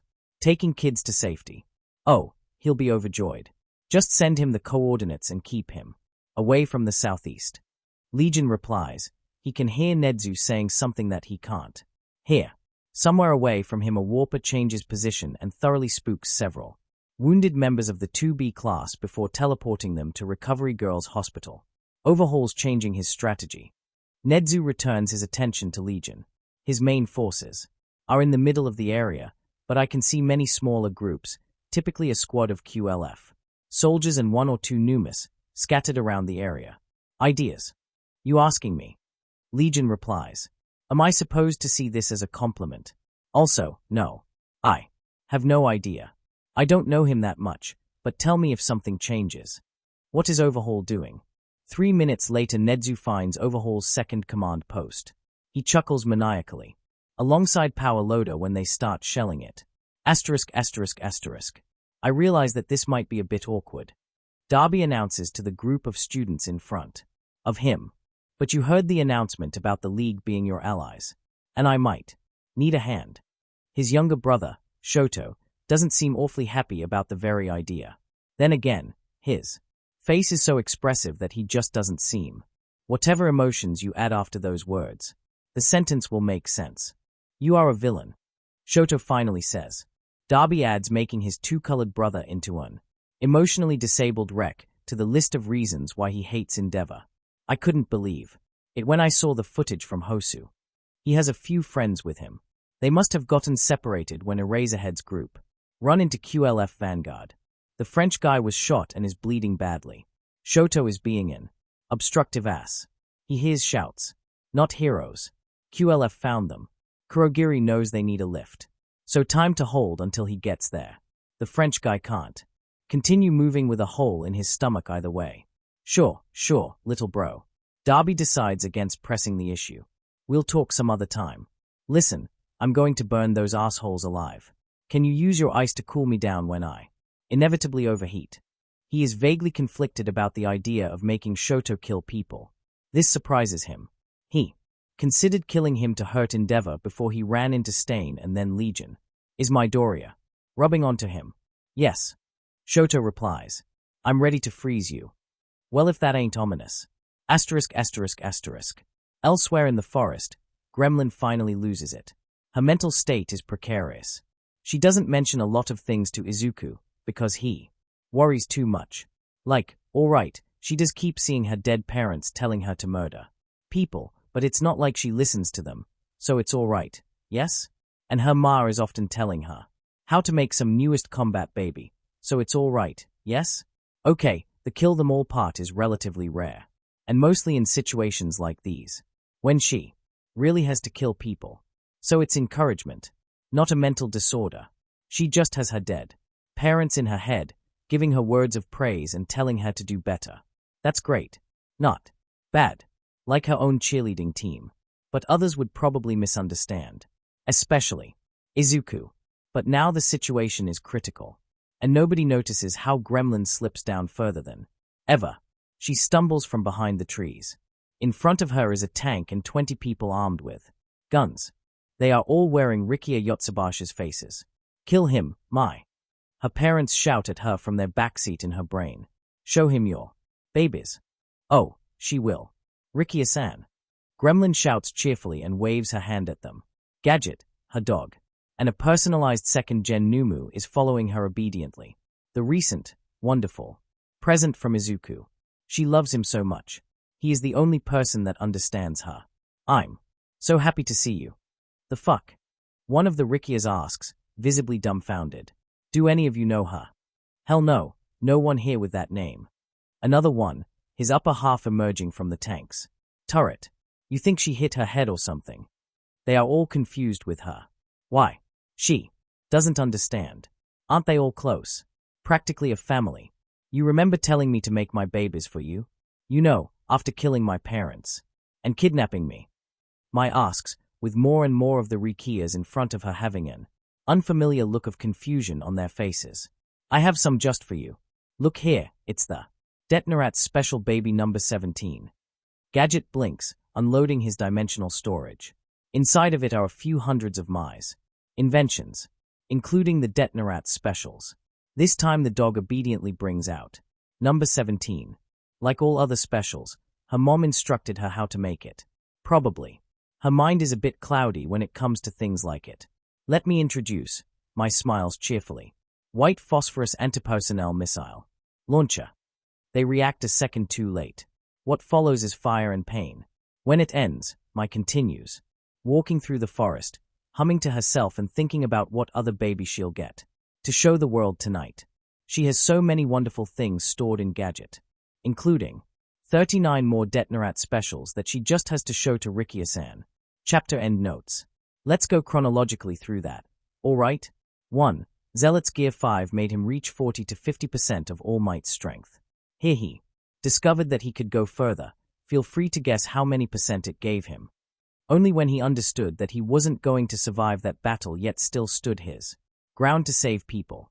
An act so manly and rather unexpected, the idea for this scene came to me like 2 chapters ago, that it made his every alternative version in every alternative installment of the series realize their wish of, eventually, sometimes it takes them a while to get there, becoming pro-heroes.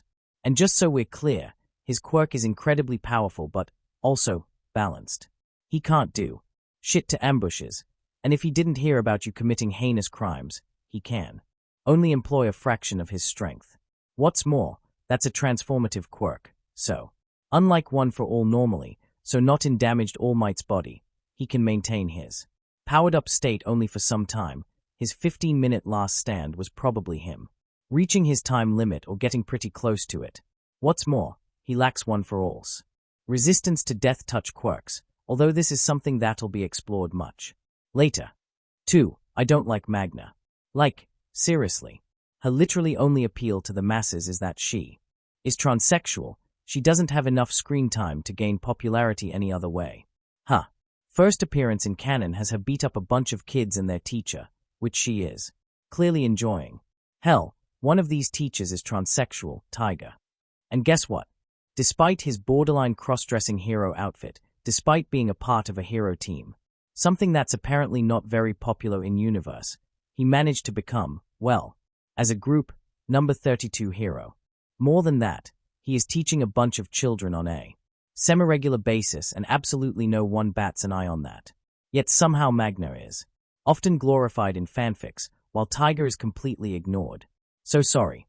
The transsexuals are clearly accepted in canon Japan. Magna and her unnamed friend's problem isn't their transsexuality, it's the fact that they are violent thugs. Team Tiger here, people. Especially as considering the possibility that quirks affect their holder's personality, she might not even have gender dysphoria and instead have a defect in her gender-oriented quirk. Muscular and Moonfish also had some rather bad matchup quirk-wise against Stain. The former because he is a brawler who is casual with getting hit and there are blood vessels in muscles, the latter because his teeth blades aren't precise enough to stop small projectiles. Hence, Stain bulldozing through all 3 of them, while shocked heroes are staring. although whether their participation in the plot is truly over remains to be seen. 3. Gremlin is a complicated case. In at least one not really written, 13 chapters, but they are going to be rewritten grounds up. Also, it's all that's left, fanfic connected to. This she has an undiagnosed class 6 quirk practically flooding her brain with engineering and scientific ideas whenever she wants to construct something, while also making her slightly unstable and prone to having to finish constructing said something. To clear her mind properly and allow her to function, with her eyes being actually cybernetic implant made to conceal that fact by pretending to be her quirk. Whether it's like this here, I mean, Izuku has no real reason to use All for One the quirk. To inspect one of his friends is anyone's guess. I'm leaving that to your headcanons. Still, you finally get to witness one of her dreaded episodes. Canon My, Geneva Convention. What's that? Cure to Evil My, Geneva Convention. More like Geneva Suggestion. Cure to Evil My, during the episode. Asterisk looks through the list of Geneva Convention. Bands for Inspiration asterisk. Chapter Summary. Training Camp, Part 2. The plot earthquake continues, and is mostly concluded, at least for now. Chapter Notes. See the end of the Chapter 4. Notes. I attempted to contact Gremlin. Nedzu informs him through the comms. But she called me Rikia-san, and I'm not sure if she heard what I said. Any idea? Izuku goes pale. Oh fuck, keep everyone away from her. Mai chose the absolutely worst moment to have another of her episodes. And, oh god, she had Gadget with her. She will attack everything that moves and is remotely humanoid, and with extreme prejudice. I noticed the extreme prejudice part. Nedzu states flatly. She just used what looks like white phosphorus to burn an entire squad of QLF troops to death. Izuku flinches at the image. And now, oh dear, is that a chainsaw? Izuku doesn't want to know. He so much doesn't want to know. Nedzu moved a drone above his head. Legion has a good internet connection, now. He connects to Mine's crew and sees him observe a squad of QLF soldiers from some bushes. He wants to talk with him, but he isn't going to deconcentrate him right now. So he watches. For a few seconds. Just enough to see the wonderful spectacle of one of the soldiers borrowing grenades from another, only to drop them on the ground and disappear into the woods. Grenades explode. Izuku found his missing girlfriend. Mine's crew emerges from the woods and shoots 2 dazed survivors. The last one has enough time to start fleeing before running into Spinner, who promptly stabs him in the chest and then shoots him in the face with a pistol. Hitoshi really grew up recently. Spinner too. Izuku is proud of them. Toshi, we have a problem. He decides to speak. Mine's crew jerks a little. Aside from the obvious. Hitoshi replies, I have a list of problems. 20 pages, and then you get to the B letter. How about Hatsumi has an episode while having her entire arsenal with her? Problem enough. Izuku says, and Mine's crew freezes. Vampire emerges from the woods on the other side of the ambushed squad, still wearing the soldier's face, and looks at him questioningly. Jesus fucking Christ. Hitoshi replies after a few seconds. How bad is it? According to Nedzu, it includes white phosphorus and chainsaws. He lets Hitoshi swallow the news for a few seconds before continuing. I need you to incapacitate her with your quirk and prep her for evac. She is to your northwest, and you seem to be close to her. You owe me for that. Mine's crew replies coldly. One thing off the list. Then he gets an idea. That he is tired of being lost in the forest. Kurogiri, I need a lift to the field hospital. He says into his mask. The warp gate opens less. Then a minute later. Asterisk. He steps from the warp gate to see an image of chaos. Dozens of wounded people scattered around the area. It's a field hospital, so it's more of a large tent than anything else. It's clearly overcrowded. Nobody expected so many people with such grisly wounds. Recovery girl is there, operating on a student. He sees some Gen EDS and a handful of subcontracted doctors and nurses doing their best, and a line of covered and unmoving people by the wall. Most of the corpses are still scattered around the forest. The ones here are those who made it to the hospital, but far too late for it to change anything. He can't help the others, but he can help those. Some of the personnel members are eyeing him. He isn't surprised. Recovery girl is too busy to care about being surprised. How many? She asks without pausing the operation for even a second. Not enough. He replies honestly. But I'm going to do my best. He touches the first of the dead students and activates overhaul. Asterisk, asterisk, asterisk. The preparations for the switch from maximum to minimum plans were ready. Faculty and students were still scattered, although their forces in the west amassed enough to begin to push against the PLF's main force with increasing strength.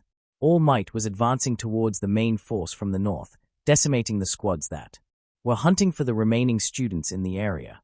Lemillion has been located with Sir Night Eye and some of the third years, advancing towards the very same place, but from the south, right according to the plan.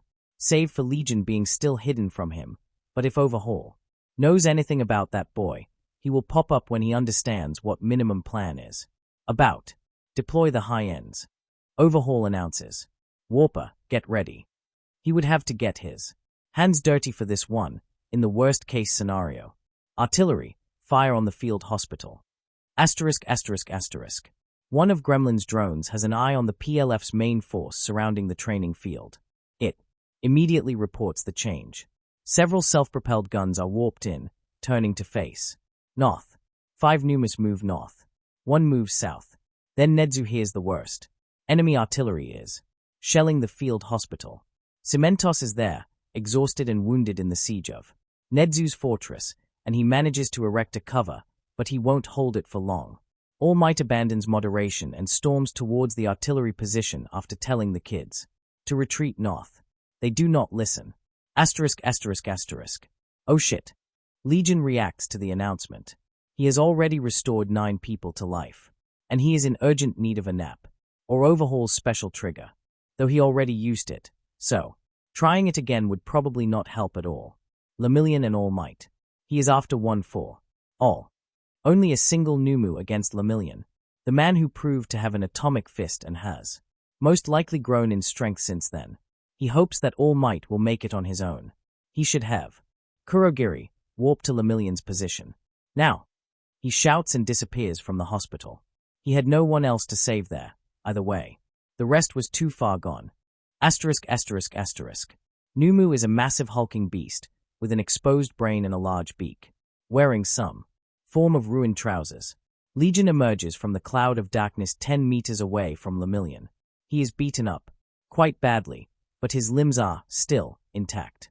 Izuku immediately recognizes the 2 other members of the UA Big Three. He is having a broken hand, she was shot in the shoulder and has it bandaged, but is clearly barely able to fight. Sir Night Eye is there too. He is bleeding from a nasty gash on his forehead, and something has nastily mangled his right arm. He has his hyperdensity seals in the remaining hand. Legion. Lemillion seems to be torn between being angry and happy to see him. Here to lend us a hand. Happy wins. I'm not letting my soon-to-be nemesis die not by my hand. Legion replies with a slightly tired-sounding snicker. The Numu is advancing slowly, but carefully. Something in his movements seem odd. Is it, oh, Overhaul expected the Legion to intervene, so he told Numu to kill him if he did, but he didn't specify the priority, so the Numu in front of them is torn between targeting Lemillion and Legion. Mistake. He isn't sure how to exploit it, but it's a mistake nonetheless. Shock absorption or nullification. Sir Night Eye says instantly. He knows the situation is critical and doesn't want to waste time. He is a strategist and investigator, not a tactician. Probably some form of regeneration, but I can't tell how strong. Also speed and strength. Boost. Everyone but Legion had various qualities of physical attacks only. Not enough to fight their way through shock absorption, and certainly a lost cause if it was nullification. Legion could disassemble it with Overhaul, but if it was some form of hyper-regeneration, he would be exhausted with that before the Numu. Okay, Plan B. Take advantage of something that Overhaul doesn't know. After all, Izuku discovered that he had all for one after killing him. Did the doctor tell him? How much info did they share? We need to restrain it for up to a minute. Izuku says, I'm going to steal shock absorption. Then Lemillion will punch it out. Nejaya and Tamaki are clearly lost in the first half of the sentence. Sir is unreadable. Lemillion nods. Numu decides to finish its thinking process and leaps at Mirio. Kurogiri, now. Kurogiri acts fast. His warp gate envelops both fists of the Numu, sending them elsewhere. Lemillion disappears underground, only for his hands to grab Numu's legs and pull them. Partially underground, sealing its movement. Legion leaps forward, crossing the distance and putting his hand on Numu's head. The red electricity flashes. He locates the right quirk, its shock nullification. Where did that asshole? Doctor find it, and starts pulling. Numu is powerful, but its mind is too damaged to offer significant resistance. But it will still take a while, and Lemillion can't stay underground forever. Izuku pulls as fast as he can. The quirk is getting closer and closer, but Numu frees its right hand from Kurogiri's grip. Izuku has 2 seconds to say goodbye to his life before a cluster of tentacles grabs the fist mid-flight. The impetus is lost, but Numu struggles onward. Sir Night-Eye shows up from nowhere and grabs the hand. Nejire is there, too. They buy Izuku precious few seconds, but it is enough. He steals the quirk in time, and jumps back before the Numu's hand can catch him. It's done, he shouts. So jumps back too, pulling Nejire back to safety. The Numu shakes off Sunita's tentacles. Lemillion doesn't know what happened, but he reaches his limit and jumps from the underground, his fist ready. The punch creates a shockwave strong enough to send Izuku flying. Numu has much less luck. His upper half practically vanishes. The regeneration starts restoring the lost body part. But the heroes don't give it time to get anywhere. Nejire and Lemillion tear it into pieces with their attacks. The regeneration gets slower and slower until it stops. Somewhere else an exhausted hero gets his arm disassembled while the students are forced to watch. The blood gushes from the open wound. See. Overhaul hisses. Exhausting you cost me 5 high ends, but at least I did what all for one failed to do. The things you do to impress your allies. His warper gets him out of the battlefield before anyone has time to react. He can't risk Kurogiri warping in and blocking his escape route, and his quirk exhaustion is settling in hard. We won. Lemillion is clearly on the verge of falling to the ground from exhaustion. That was something. Nejire and Tamaki agree with him, but wordlessly. Izuku has no idea how many fights he missed, but they clearly were at the thick of it. Oh no. Izuku says. He can feel terror replacing post-battle happiness. All Might. Overhaul. Sent 5 Numus after him.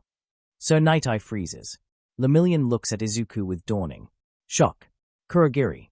The warp gate envelops them all. Asterisk. All Might is dying. He is kneeling on the ruined battlefield. Crushed and destroyed bodies of the high ends are scattered around. His right arm is missing. His form is steadily deflating as the remnants of his power and his blood are leaving his body. Several terrified and mostly wounded students are trying to stop the bleeding. It doesn't seem to be working. Legion, Sir Night-Eye, Kurogiri, and the big 3 emerge out of nowhere. Sir and Lemillion rush towards All Might. Recovery girl, now. Izuku says, his brain still failing to process what's in front of him. He can't name it. The words to describe the scene fail to come through. Kurogiri returns a few seconds later with Recovery Girl. Her outfit is stained with fresh blood.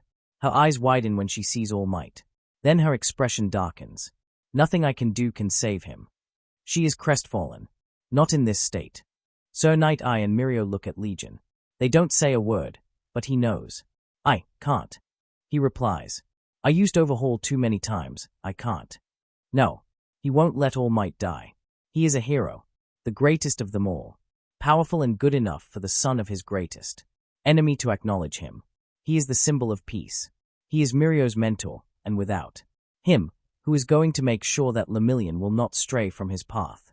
Who will make sure that the second symbol of evil will have a worthy antithesis? Keep him alive for 5 more minutes. He says to the Recovery Girl. Something is that. Hope flashes in her eyes. She runs towards All Might as fast as her legs allow her. Kurogiri, my sister. Now. You don't mean. The warper is shocked. It's hard to tell without the face, but Izuku knows. Now. Izuku shouts at him and Kurogiri vanishes. The students, including Bakugu, oh, the irony, stare at him. There is a mix of hostility and hope in their eyes. Nedzu. Legion says to the communicator. All Might is dying. I need a Razorhead here as fast as possible. Kurogiri will pick him up, but I need coordinates. He gets them almost instantly. He sends them to Kurogiri, telling him to fetch Eraserhead. When he returns with Eri, Izuku takes off his mask and the hood. Kurogiri bursts out from nowhere, with a sleepy looking Eri in her favorite All Might honesty. The warper disappears again. Izunichin, she says sleepily. He kneels before her and grabs her little hands. What happened? I know that I told you that you'll never have to use your quirk if you don't want to. Izuku says quietly but confidently. But I need to ask you to do it right now. This wakes her up. She looks around and sees the dying All Might. She recognizes the clothes. She sees him slowly deflate, and she is smart enough to understand that it was him. Her eyes widen in terror.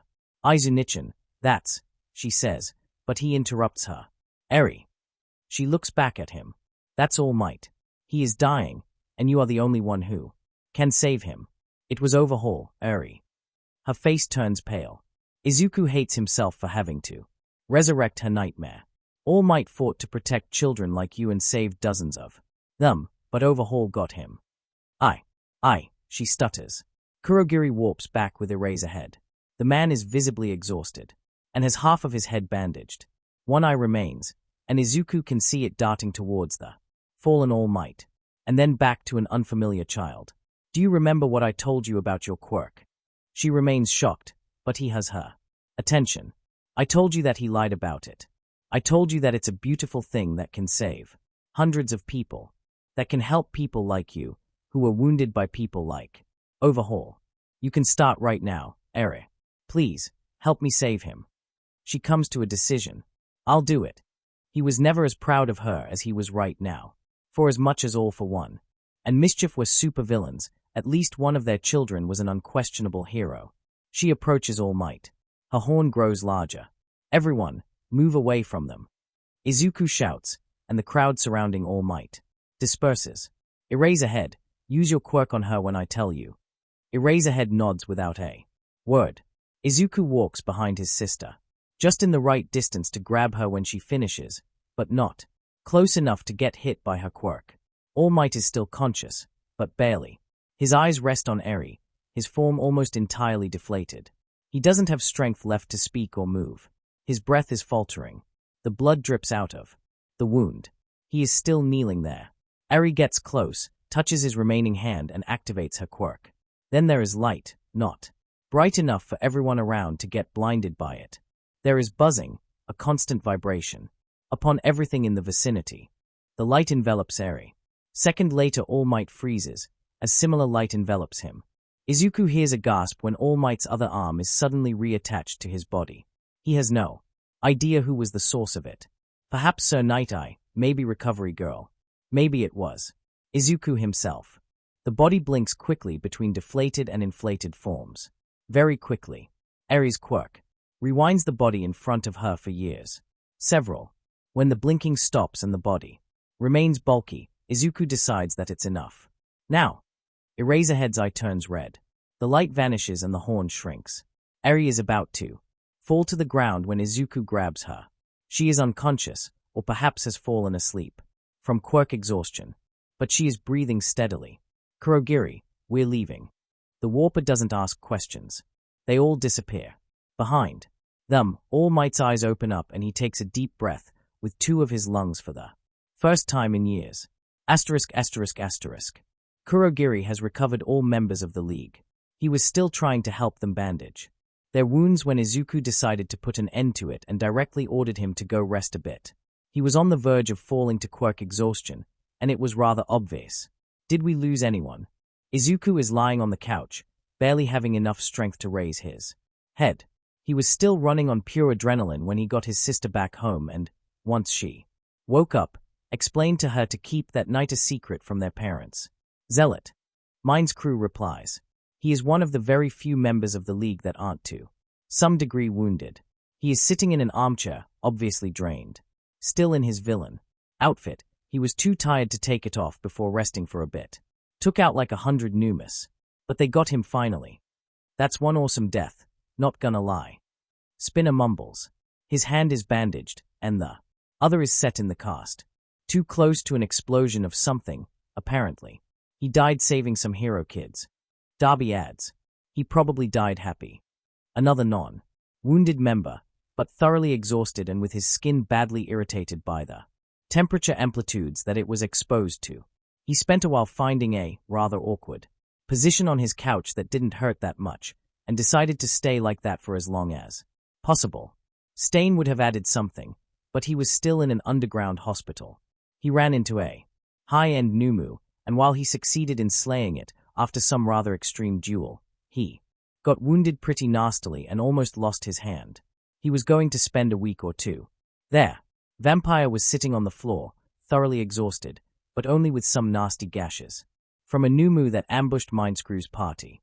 Her sitting position was right next to her boyfriend, of course. Gremlin is incapacitated and tied to her bed, where she probably shouldn't be able to escape from until she wakes up, and they manage to confirm that her episode is over. She shouldn't be able to cause that much damage with gadget hidden away from her even if it wasn't. Tenko has bruised ribs from a Numu's punch. He is already playing a video game in the back, his preferred form of chilling down after excess stress. Shahai Koroiro, they're no longer a spy in the UA, is in another room, catching up with Blueberry. There was no point in not evacuating him, as it was rather obvious that Nedzu knew about a spy. Only a matter of time. They lost a good information source, but got back a friend. Mustard returned home already. Izuku used the last remnants of his overhaul quirk today to fix his wounds. He of them all still had a surface life to maintain, and he suffered them right before the retreat, so overhaul still worked on him. The gas user spent the entire time applying hit-and-run tactics on the QLF soldiers, gassing a lot of people. Nedzu used him to soften the enemy before heroes rolled in and stomped on whoever was left. He was exhausted, but more or less satisfied. So, was it worth it? Mindscrew asks finally, once the silence turns awkward. We'll find out tomorrow. Izuku replies sleepily. He switches to life support quirk just in case before falling asleep. Thankfully it was just exhaustion. Asterisk asterisk asterisk. What's the end result? Sir Night Eye asks. Nedzu is obviously the one most aware of the result of the battle. They are both sitting in one of the rooms in the fortress. The ruckus outside is still going. Helicopters come and go, carrying more wounded students to the nearest hospitals. Sir Night Eye's wounds are mostly patched up, so he has time to interrogate the principal about things. It ended half an hour ago. It was, all things considered, inconclusive. Remaining PLF's forces retreated eastward, with heroes too weak to pursue them. Overhaul's warp quirk user probably picked them up a few kilometers away from the edge of the UA-owned area. Pretty bad. Rat replies. It was an understatement of a century, all things considered.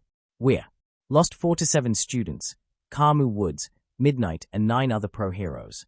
Gran Torino. And 2 of the wild pussycats will probably end up having to retire due to injuries. He wasn't going to bet on Gran doing that. That old man would probably stay a hero even if he lost all of his limbs. Losing 2 wasn't going to stop him, especially as those were the upper ones. The press is going to gobble UA up for this. So Night Eye replies coldly. 4 to 7 dead. Students, Nedzu. He is painfully aware of that fact. And there was also the part with how many of them received various degrees of wounds. If anything, aside from the support and Gen Ed students, most of the survivors were wounded. We'll deal with vultures. Nedzu replies. We were attacked by forces of at least 1 SSS. Rank villain, most likely 2, although the Numu maker lacks the official presence, including no less than 1,000 of their lackeys. I'm not saying that the fallout won't be horrible, but we'll manage. Somehow. This wasn't going to be a PR hit the same size as what Legion did to the hero Commission in Hosu, but it was almost as bad. It was going to be ugly. Nedzu was powerful, but not invincible. At least he ramped up the security several times beforehand. What he did was way overboard, but did give him an option of pointing out that it didn't happen because school went too cheap on the security. Giant murder robots, fortress, artillery battery, and so many heroes. Yeah, it was the villains that were so good, not heroes that messed up. This was a villain team-up that he had no way of foreseeing. Predicting events like that was a job of the Hero Commission. It failed horribly this time. They had All Might on the scene, of all people. He isn't sure how to spin this up to not make people lose their faith in the symbol of peace, but he'll manage. Somehow. They aren't sure of exact numbers, but the QLF, well, PLF now, lost no less than 300 soldiers, 27 tanks and other vehicles, and at least 120 numerous, also numerous high-ranked villains. The Numu bit was probably a disaster to the enemy forces. Probably. Nedzu doesn't want to imagine the option that they didn't get the overwhelming majority of the numus available to the Paranormal Liberation Front. There were many things to talk about, many things to change. Nedzu has managed to win a battle, but narrowly. He wasn't dumb, quite the opposite. He knew that he won because Legion and the League of Villains intervened. For now he had the PR fires to put out. Somewhere in Japan, a deadly tired child picks up the phone, only to hear about the death of their mother. The person on the other side misunderstands the wails as born from sadness, rather than from the fact that the boy now has no one left to hate. Chapter end notes. Looks like Izuku will have to hide something from his dad too. Also, the spy was finally revealed. Kudos to those of you who guessed it correctly, v.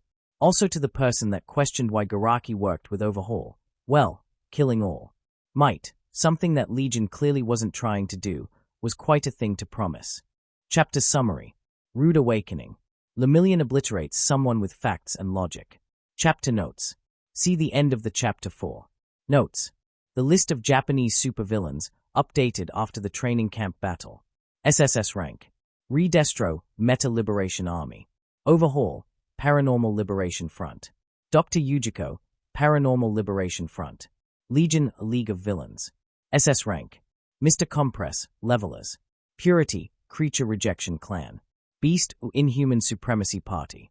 9, Paranormal Liberation Front. S rank. Geeton, Meta Liberation Army. Slidden Go, Meta Liberation Army. Stain, League of Villains. Sunset, Quirkless Equality Movement. Gremlin, Villain Industries, a League of Villains. Asterisk. First things first. Nedzu announces once everyone gathers in his office. Gran Torino is missing due to still being in a hospital. There is Detective Tsukochi, Sir Night Eye with his arm bandaged, Eraserhead that has barely recovered from a concussion and still has half of his head under wraps, and, finally, Lemillion and All Might. Those two actually feel pretty well, especially the latter, who is eating his first cheeseburger in years. The only unexpected add-on is the thoroughly tired recovery girl, namely, Damage Control. Nedzu concludes. Eraserhead decides to ask the obvious question. Before that, why are we here? In this room. They knew it was wiretapped, after all. I mean, sure, League did save their collective asses, but it's not like they were now all cozy. Because the League has evacuated their spy. Nedzu replies. Shahai Kuroro of Class 1B. The danger has passed, and I've made steps that will make him unable to infiltrate us ever again. That was a new thing. Eraserhead decides to ask further questions. That pitch-black kid. He remembers him faintly from some joint training. Nedzu nods in. An answer. I currently believe that he was the contact between the League and their QLF agent in the past. Nedzu adds. He was the friend with heroic aspirations that ended up in Juvie 4. Assault after saving a quirkless girl from rape. Legion forgot to mention that he later on cleared his record and got him to join UA. I planned to make an arrest during the last day of the training camp, but, alas, water under the bridge now. The rat shrugs. It appears that he forgot to mention that his quirk allows him to hide various items, such as microphones, in sufficiently dark places, like behind the furniture in this room. Eraserhead nods. His curiosity is satisfied. Nedzu moves on. Recovery girl. The principal turns his head towards the tired woman. We haven't lost anyone more than my last report. 4 to 7 students. 15 more have various degrees of permanent damages. The rest should make a full recovery. She sighs. Our counselors will have a lot of work in front of them, though. Being attacked like that, having to fight for their lives and in many cases scoring some kills. Eraserhead doesn't look forward to Hound Dog's work after all this. Although all of that won't start until Hound Dog leaves the hospital. If he leaves the hospital. Doctors were optimistic, but UA's heroic course had 118 active students. It was now down to 82, if you included the 9 hero students with permanent damages that were going to end their careers. The remaining Casualties were from either the Gen Ed or support course. An All Might. So Night Eye asks. Recovery Girl looks conflicted for a few seconds. Then she answers. I believe the girl that Legion brought with him has the world's first Class 6 healing quirk. Silence in the room. Eraserhead only recently found out that Class 6 quirks existed. Although he only knew one for all and all for one. It wasn't conventional healing. All Might's body was chronologically rewinded to its physical state before his fight against All. For one, he has a small gash on his side that fits the wound he received during his fight against Toxic Chainsaw earlier that year. His mind retained all memories from after that date. However, Eraserhead's headache starts. The implications of the possibilities this quirk opened. There are almost no limits to what it can heal. Recovery Girl continues. Guaranteed. Perfect recovery for as long as you remain alive until she gets to you. It can even heal old age. Not to mention reset diseases like cancer to an earlier stage, allowing repeated attempts at therapy, if not to just rewind the body to the point before it started. She sighs. I guess. This explains why Legion was hiding her from the world so well. How many people out there would be willing to kill to get someone who could make them immortal? This was a quirk that was a blessing as much as it was a curse. Especially to a girl that was already hurt so much because of it. Very well. Nedzu officially concludes this part of the talk. Eraserhead really hopes that he won't do something stupid with that knowledge. Empathy isn't his strong point, but those two Dio share the part of being experimented upon due to their quirk. What about your quirk? I do not have one for all. That much didn't change. All Might replies between the bites of the cheeseburger, but the remaining energy was recharged fully. It will decrease as time passes, but for now I'm back to my peak level of strength. That was, at least, rather reassuring. All Might in full power was a massive asset. Now, damage control. Nedzu says and everyone flinches. The chaos in the media was insane. Principal and the police already sent the full report to the commission. They, unfortunately, had to, and there were many changes in the villain ranking. I really need to issue a public statement. My current idea is to try to spin the tale in our favor. Attribute. Zealot's kills to All Might to restore his image, make it look like League of Villains alliance. With us was just a ruse to get intel back to the attackers to explain our casualties. With this the blow to the school should be dampened, and some scarce nods in the room. Eraserhead is horrified. He is about to say something, but someone intervenes first. A fist lands on his desk. The sound is loud and surprising, enough to have Nedzu go silent and stare in shock at someone who just almost damaged his very valuable desk, despite being a student. Are you insane? Lemillion is standing in front of him, clearly furious. Are you diagnosed as clinically insane, Principal Nedzu? Mirio, Sir Night Eye is mortified. Eraserhead is getting better at reading his face. Although in this case, he is entirely in Lemillion's team, as the only person in the room, save for, possibly, unreadable All Might who is still munching on his burger. I'm asking because if you are actually insane, then I'm not in a position to thoroughly laugh and butcher what you just said as some of the dumbest thing I ever heard. Lemillion is more furious than Eraserhead imagined was ever possible. Enough to completely ignore his mentor. The underground hero didn't think that it was possible. So, once again, are you insane, Principal Nedzu? Silence. Long and awkward. No, I'm not. Nedzu finally replies. His face is unreadable. So let me now explain why what you just said was absolute bullshit. So Night Eye is horrified by the language used. He is like a doting father that just discovered that his 18-year-old baby girl knows what sex is. Eraserhead is vaguely amused by the scene. Did any of you hear about such a thing as the Second World War? Unexpected jump of a subject. Eraserhead is more or less aware. History wasn't his strong point, but not a weak one either. It was a pre-quirk war. Lemillion doesn't wait for the answer. Horrible loss of life, with some estimating that more than 60 million people died. Do you want to know why it started? Another rhetorical question. He isn't waiting for an answer before continuing on. It started because the First World War was so horrible that no one, absolutely no one, was ready to acknowledge that the second one had already started. The victorious powers of the first World War let a genocidal maniac devour 2 European countries without a single shot fired, letting him build up his strength and popular support because they preferred it to admitting that they are waging and losing a war. Eraserhead understands what Lemillion is going to say. High time for someone to say it. Openly. Perhaps they will listen to an one-for-all holder.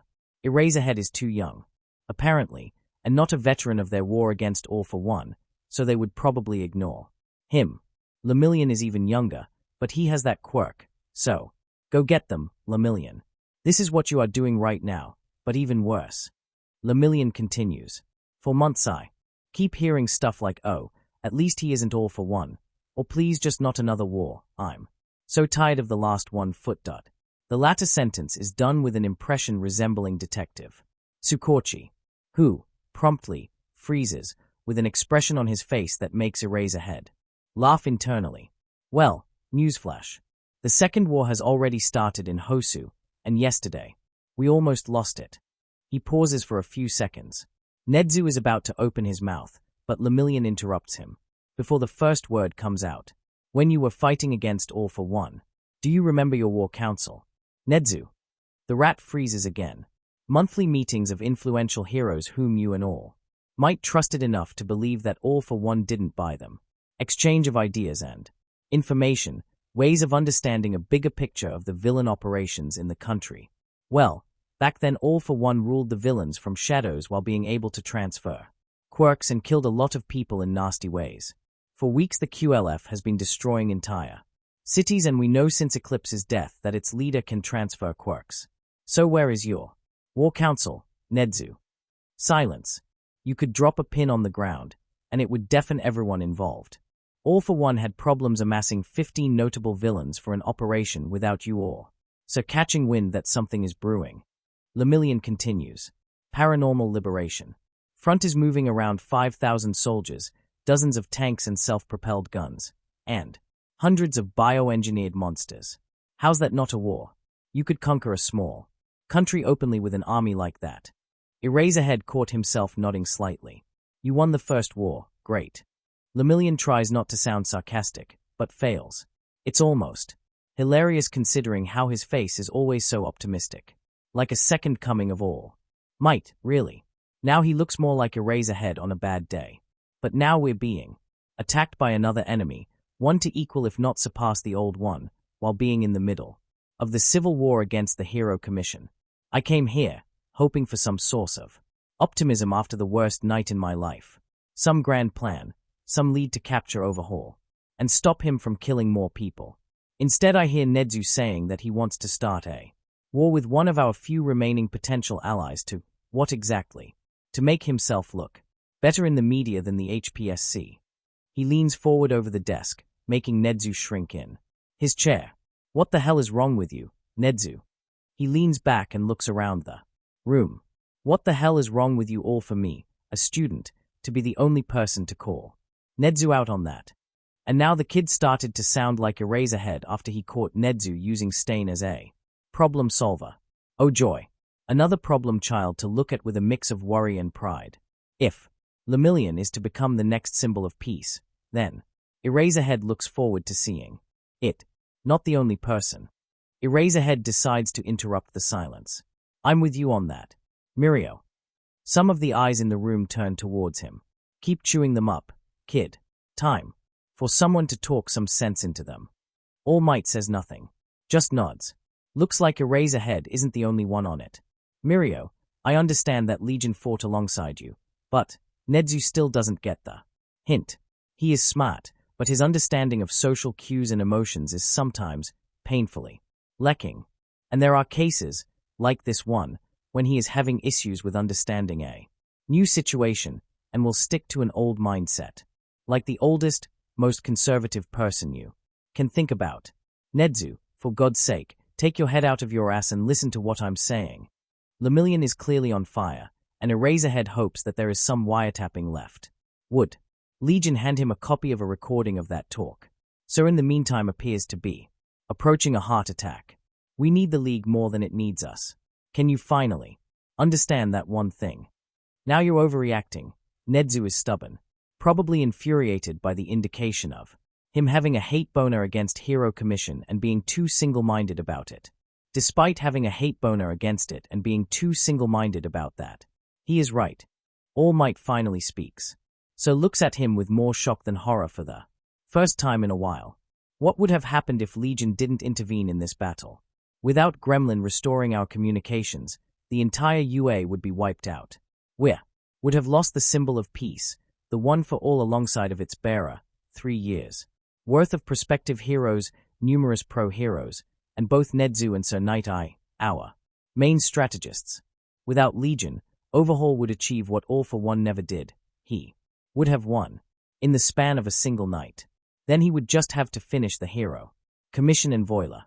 In 3 weeks from now on he would be fighting Redestro over, who gets to inherit the entire country.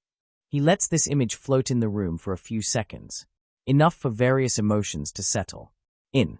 Sir is either incapable of saying no to All Might or finally started to think about what Mirio said. Nedzu is still in his personal cuckoo land. Detective Tsukochi is hard to read. Legion has saved our asses. Mirio picks up where he left. More than that, while we were hiding out from the world before the training camp, hoping that no one is going to attack us again and that Overhaul would just stay in hiding indefinitely, he actually dismantled QLF's entire popular support. Nedzu opens his mouth again, but Lemillion once again doesn't let him stop. Did you even watch Sunset's manifest? Villainy but with ethics and attacks against relatively valid targets, like what Legion does. All directed by Mr. Compress. Personally a great fan of Legion's mother and head of the Levelers, whom Legion worked with before, if gentle criminal's presence during the USJ attack is any indication. Is it really that hard to connect the dots? Nedzu closes his mouth. Eraserhead whistles quietly. He did have some suspicions, but if Lemillion got the same idea, then it just confirmed his thoughts. Sir and Tsukochi appear, fascinated and surprised by the connection. The underground hero is just slightly disappointed in them for not suspecting it earlier. And now you want to declare de facto war against Legion to improve your public approval rating. Lemillion looks almost insulted by the idea. We might hate that fact. I certainly do. But we need him. Because League is the only group that can get at least some heat off us. And occupy Overhaul's attention until we get back to the combat shape that we heroes had during the war against All for One. And do you know why Legion is even assisting us at all? Because he thinks that we are trustworthy. Because he thinks that we are heroes honest to the meaning of the word. And you want to use the UA's entire authority to publicly shit on him. And one of his friends that died saving your students by claiming that he was a villain there. To kill them all. There is silence in the room. Did you try to think for a second what Legion would do after seeing you on the TV saying things like that? Because while I can't claim that I know him, I'm almost certain that none of us will like the result. Eraserhead doesn't like to think about it, either. But he is certain that Lemillion is right. Legion would be absolutely furious. Especially after his friend's death, League was no standard business first villain crew. It was more like a family. Dysfunctional, but loving. Legion would probably be all right with one of them being arrested. He would try to break them out, but he wouldn't hold a grudge if that failed. But a family member dying to save UA students, and Nedzu then publicly shaming the person in question for that. Considering the fact that all Legion needs to damage UA seriously is get Stain an interview about how Principal Nedzu set him against his enemies, the results of the UA versus League. A villain's war would be nasty. And not to the League. At least in the short term. Lemillion quietly returns to his chair and sits there. His face clouded and furious. Nedzu keeps deflating in his chair. Finally he speaks. I'll rewrite my public statement. Nedzu says, taking into account what was just said. Thank you for bringing it into my attention, Mirio. He is thoroughly destroyed. His mind has probably finally unpacked what was said, making him understand just how close was he to committing an elaborate form of public suicide. And I'll add that, Sir sighs loudly. We should reform the War Council. There are still some members of the past one in active duty, and there are many recently emerged notable agencies to invite to it. Mirio is right on all issues he talked about, including the part that there's just no way that no one noticed any signs of Overhaul amassing his forces, even with warp quirk taken into account. But the team-ups between agencies grew thin in numbers in The past few years, and with the Commission hounding the reports from their agencies, we're simply missed the warning signs. Tsukochi nods. He is tired. Not as much as Nedzu is, but he certainly will need some time to get over it. Recovery Girl says nothing. That's an excellent idea, Mirai. All Might comments. Nedzu nods faintly. I'll ask the Vigilante Alliance and the Underground Hero Network if they want to join, officially or semi-officially. Eraserhead decides to add. They have information networks to match legions, but are operating practically independently from the surface heroes. There is a fair chance that they noticed some things concerning Overhaul's operations, but simply failed to put it in the proper context. Time to talk about the actual damage control. And about Midnight's funeral. *****. Mirio Tagaita, I just paid back my debt to you for saving my and my friends' asses from that. Numu. Mirio Tagaita, so don't expect to have me do anything for you in exchange for that. I don't like being in debt to a villain. Akatani Mikumo. Mirio Tagata, Nedzu had one of his I don't understand humans' brain aneurysms. Mirio Tagata, he was about to pin the blame about the attack on the League. I talked him out of it. With all might and Eraserhead. Akatani Mikumo, holy fucking shit.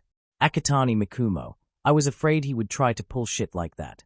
Akatani Mikumo, thank you. Mirio Tagaita, try to influence me slightly less, alright? Mirio Tagaita, I feel like I'm falling into a bad crowd. Mirio Tagaita, 3 years of being an exemplar student and here I am. Mirio Tagaita, telling the principal to take his head out of his ass and listen to me. Mirio Tagaita, to his face in his office, with several teachers and my 2 mentors listening. Mirio Tagata, sigh. Akatani Mikumo, oh. Akatani Mikumo, my. Akatani Mikumo, God. Akatani Mikumo, that had to be hilarious to watch. Mirio Tagata, well Eraserhead did look like Christmas came earlier so. Mirio Tagata, maybe? Akatani Mikumo, XD. Mirio Tagata, I'm going to be a hero. And I'm going to save 1 million people with a smile. That doesn't change and will not change. Mirio Tagaita, but knowing you does give me some perspective. Watching news and figuring out what a mess this country is did expand the perspective too. Mirio Tagata, still arresting you and putting you behind the bars for numerous cases of murder and villainy, for the record. Akatani Mikumo, awesome. Mirio Tagata, how are you holding? I mean, about Zealot. Akatani Mikumo, it hurts, but he always wanted to be a hero. Akatani Mikumo couldn't, due to his background, but Akatani Mikumo, he was probably happy that he at least died as one. Akatani Mikumo, saving people. Akatani Mikumo, I'm still getting my promise to him fulfilled, though. Mirio Tagata, promise? Akatani Mikumo, I promised to stop Purity and the CRC from hurting innocent people. Akatani Mikumo, Zealot might have died, but my promise to him still lives. Mirio Tagaita, if you find 2 bases of the CRC, tell me about one. I'll arrest everyone inside. In his memory, he killed 94 Numas before dying. Can you believe that? This was practically All Might at the peak level of power. Akatani Mikumo, 94. Holy shit, I thought that Mine's crew was joking with his like a 100-foot. Akatani Mikumo, he must have had another level of his quirk entirely, that he only activated when he understood that it's his last battle but still marched into it willingly to save people. Akatani Mikumo, fascinating. Mirio Tagata, so, righteousness? Akatani Mikumo, more like a perception of himself being good and the enemy being evil. Akatani Mikumo, the greater the difference, the bigger the power level he could generate. Akatani Mikumo, apparently he depowered almost into quirklessness when he understood that what CRC is doing is evil, and he was a part of it, and actually did some ugly things. Akatani Mikumo, took him a while to look at himself in the mirror and not hate what he saw. Mirio Tagata, that's an extremely cool quirk. Akatani Mikumo, Akatani Mikumo, how is it on your side? Mirio Tagata, horrible. Mirio Tagata, so many people died. Mirio Tagata, Gran Torino had his arms massacred by a Numu so much that they had to be amputated. Mirio Tagata, Eraserhead will probably lose an eye. Mirio Tagata, Team Ida 10 will freeze operations until tenure Ida graduates because they lost several crucial members. Nedzu will probably hire remaining sidekicks for the meantime, until there is Ingenium to lead them. Mirio Tagata, almost everyone I know is more or less wounded. Mirio Tagata, We don't even have the school counselor because he is still in hospital and has, like a 70% chance of making it after putting himself between some students and too near. High-end Numus. Mirio Tagaita. Nedzu is hiring outside help to deal with the fallout. We expect a lot of people to drop out. Mirio Tagata. For many of students it was the first time they used their quirks with an intent to kill. Mirio Tagaita, myself included. To be honest, the punch in Hosu was more of an accident than intentional murder. Mirio Tagaita, and they lost one of the teachers too. Akatani Mikumo, which one? Mirio Tagata, Midnight. Akatani Mikumo, oh fuck. Mirio Tagata. Akatani Mikumo, sorry it's really hard to describe and you'll probably find out sooner or later. Akatani Mikumo, I apologize profusely for doing this but I need to go right now. Akatani Mikumo, we'll continue the talk tomorrow. *****. Satan 2, you just made a big mistake, good doctor. Dr. Evil, mistake? Dr. Evil, the only mistake here is you. Dr. Evil, you are a disgrace. Dr. Evil, you spared All Might in the USJ, you saved his successor in Hosu, and now you intervened to stop me from killing them both. Dr. Evil, you expected me to take that face down? Dr. Evil, what did you plan to do next? Find All for One's corpse and piss on it together. With All Might. Satan 2, oh no, good doctor. Satan 2, you do not understand. Dr. Evil, enlighten me then. Dr. Evil, I look forward to hearing how saving One for All holders is doing justice to all. For One's memory. Satan 2, did Overhaul tell you how I killed him? Dr. Evil, he doesn't have that memory. Satan 2, yes. If he had it, he would know that when I cornered him, I was still quirkless. I didn't steal his quirk. My All for One quirk was awakened when I got his quirk. From All for One, the person. 3 years ago. Dr. Evil, what? Satan 2, you almost ruined a 6 years long operation of his. You almost killed his firstborn son. The first person in 200 years to be born with All for One's quirk, albeit as a late bloomer. His chosen successor and right-hand man in his second empire. Satan 2, because you thought that you know better than my father did. Because you ignored his clear instructions in favor of your private initiative. It's called treason, my good doctor. And Midoriyas don't take that lightly. Satan 2, when I capture you, I'll drag you back to my father. And then we're going to kill you together, probably alongside Overhaul. We had so much fun killing him together last time, after all. It was a good father and son bonding experience. Satan 2, tell your new boyfriend that Eri's new mom is looking forward to tearing his internal organs out of his body with her quirk. She'll start with the eyes. Then I'll reset the wounds with his quirk. And probably make a recording of the whole thing, to watch with my friends from the league as a quality entertainment. Maybe I'll even invite them to figure out some other creative forms of execution.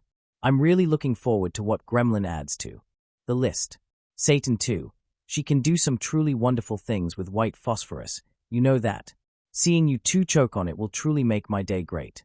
Satan 2, oh, and tell Overhaul that he wouldn't be so cocky if he remembered how he was ready to offer me everything, from Eri through his own eternal servitude to a fucking blowjob, just to make the pain stop. I've killed him only when he broke so much that he was begging me to kill him. He was so pathetic at this point that there was no fun in torturing him anymore. Dr. Evil, you're lying. All for One would have never lied to me. Satan 2, oh, is that so?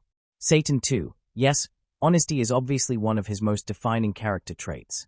He told everything to every of his followers, instead of keeping it on a strict need-to-know basis. Yes, certainly. Satan 2, if so, then certainly you'll find no discrepancies in your old records. No surplus. Medical supplies delivered to you, and then inexplicably vanishing without a trace. Supplies needed to nurse a person in critical condition for the time between his fight against All Might and original Overhaul's death. Supplies that were used by you on my father, before you were made to forget about it with one of his memory-tampering quirks. Satan 2, ask Overhaul what Eri's quirk is and think what it could do to my father's wounds. Satan 2, he knows you rarely checked those records, so he intentionally left discrepancies for me to use as a proof. In case you ever went renegade against me. Check them now. You'll just love the results. Satan 2, consider comparing my photographs with his and my mom's. If you don't have a spare vial of my blood somewhere in your lab, then you can just test me for blood relations. With all for one. I wonder what the result of that will be. Satan 2, you made the greatest mistake someone in this country, hero or villain, can do. Satan 2, you made me hate you. You made my war against you personal. Satan 2, I'm looking forward to meeting you IRL. We'll have so much fun together. Good. Doctor. Satan 2, I wonder how you'll be looking when I steal your quirk. Satan 2 left the chat. Psychological warfare was a mean thing to do, but Izuku was capable of it, and he knew how to apply it to Dr. Garaki. It was, honestly, like torture, but for people who didn't like to make their hands dirty. If scaring those two assholes was going to make him a priority target to them, then it was a low price to pay. Heroes really weren't in combat shape, and if Nedzu still failed to find their hideout, then what were the chances of Overhaul locating it? Did I ever mention that you speaking or writing things like that is the hottest thing ever? Himiko asks after looking at the text over his shoulder. He let her do that. He knew she would love it. Her eyes are just a tiny bit dreamy. What about me while being cute, flustered and shy? He asks back, while hiding his phone in his pocket. You are always super hot and super cute, Zuku. She replies, not adding silly, but it was probably implied. Flustered and shy, commanding and scary, blooded and tired, you are always the hottest and cutest thing ever. I just like enjoying different flavors of you. Heh. Nice one, Himi. She beams for praise. He ends her ability to participate in the talk with some quick kiss. Her mind practically melted. She was really weak to things like that. Now he had to find Mustard before he does something stupid. Chapter end notes. Whether the training camp will become Overhaul's Pearl Harbor Operation Barbarossa. To follow up on Second World War comparisons remains to be seen. But he certainly awakened a giant. Or, to be exact, he awakened a giant because Lemillion went berserk after having a very stressful night and dished some facts. Oh, and Lemillion is 100% correct. Especially with Zealot's never-fulfilled dreams of heroics. If Nedzu shat on him for his last and most heroic moment, Midoriya would go berserk, no doubt about it. Also, Sunset is now an S-rank due to being a terrorist organization leader. She was probably scheduled to be an S-rank even before the training camp forced a sudden update to the official ranking. For the record. Chapter summary. Alliances. Alliances are made. The clown uncle finally appears. Chapter notes. See the end of the chapter 4. Notes. Mustard was at home, but as one can expect after what happened, it was crowded. So many people come to say comforting words, no one understanding what that kid was going through. That he mourned his adopted mother because he hated her and now he would never be able to make her realize that. Izuku sent him a message, telling him to bear with it and not do anything nasty until they get a moment together to talk. Whether he read it or not was hard to say, but his district wasn't randomly enveloped in a poisonous fog, so, in the meantime, he and the League members, mostly patched up, get to watch Nedzu's press conference concerning the attack. It was interesting, to say the least. Izuku had no idea what Lemillion told Nedzu, but it worked. Nedzu went full truth. The attacks concerning the dead students were repelled with Nedzu pointing out that the school did everything it could to defend them, including deployment of massive death robots, artillery strikes and amassing several times more pro-heroes that were to go originally. Nedzu also mentioned how it was a debut attack of a newly formed alliance of several major groups of villains, a development that avoided the attention of not only the school, but also police and the Hero Commission. The rat decided to be borderline sassy when he pointed out that investigating threats of that level is certainly not his school's job, and that he had the training camp prepared for every threat known to the Hero Society. It wasn't Yue's mistake that the Hero Society didn't know about the formation of the Paranormal Liberation Front. As an example of preparation for every known threat, he described the automatic counter missile battery built into the fortress that was supposed to shoot down an incoming quirk suppressing missile if the QLF decided to bring one. It was apparently a laser capable of melting the warhead and deactivating its chemical contents safely. He also described the robots.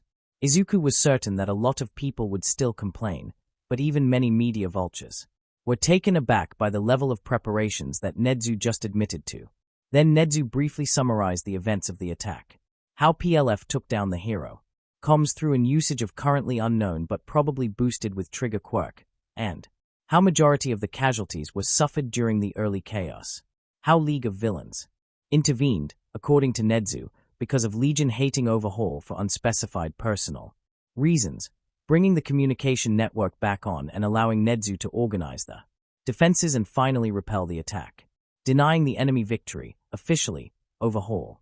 Attacked the camp to kill All Might and Nedzu, plus kill as many students as possible.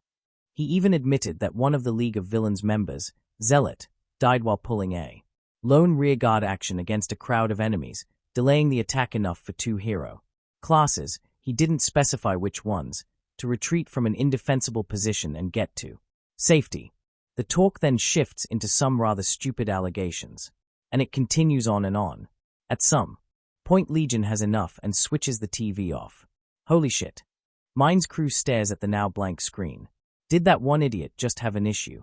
With Nedzu telling students to use lethal force while being under attack by a literal fucking army of killers and bioengineered horrors.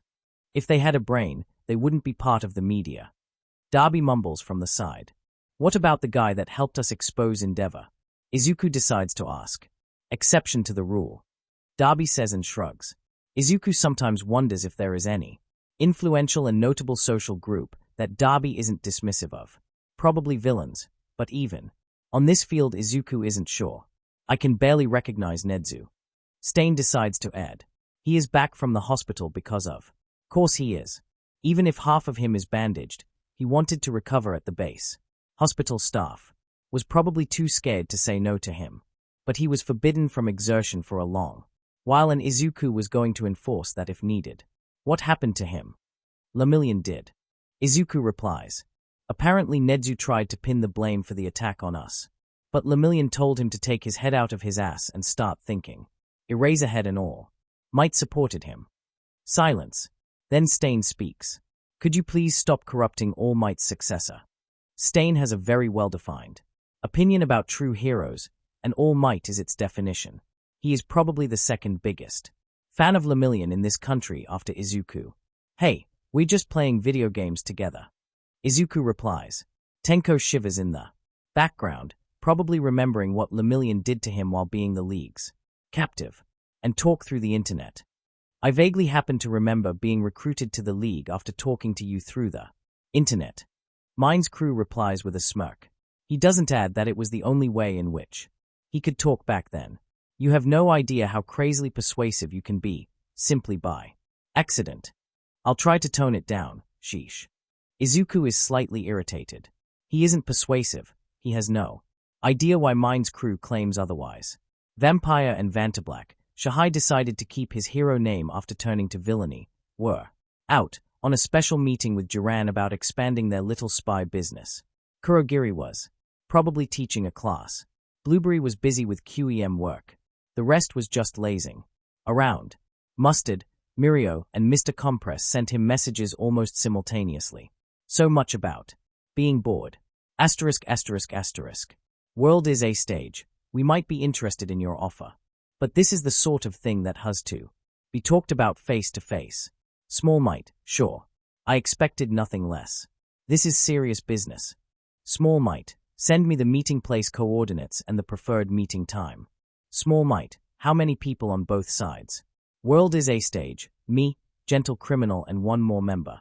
You don't know him, but I think you'll like him. World is a stage, so take 2 more people on your side. Warper plus someone, I believe. Small Might, sure. I'm a bit busy right now, so send the chords and time, I'll check back in a while. *****. Mirio Tagata, I have been semi-officially authorized by Sir Night-Eye to ask you about the possibility of a temporary and secret alliance between the UA and the League of Villains. Akatani Mikumo, oh? Akatani Mikumo, sounds like UA finally understood the gravity of the situation and started gearing up for war. Mirio Tagata, yes. We start by checking out who is willing to fight alongside us. But I can't tell you anything more than that. Akatani Mikumo, OPLS, Ms. Joke's Underground Hero Network, Knuckle Dusters Vigilante Alliance, and Maruko's Table of Rejects. Yes, I know the name. She is surprisingly sneaky but not that sneaky.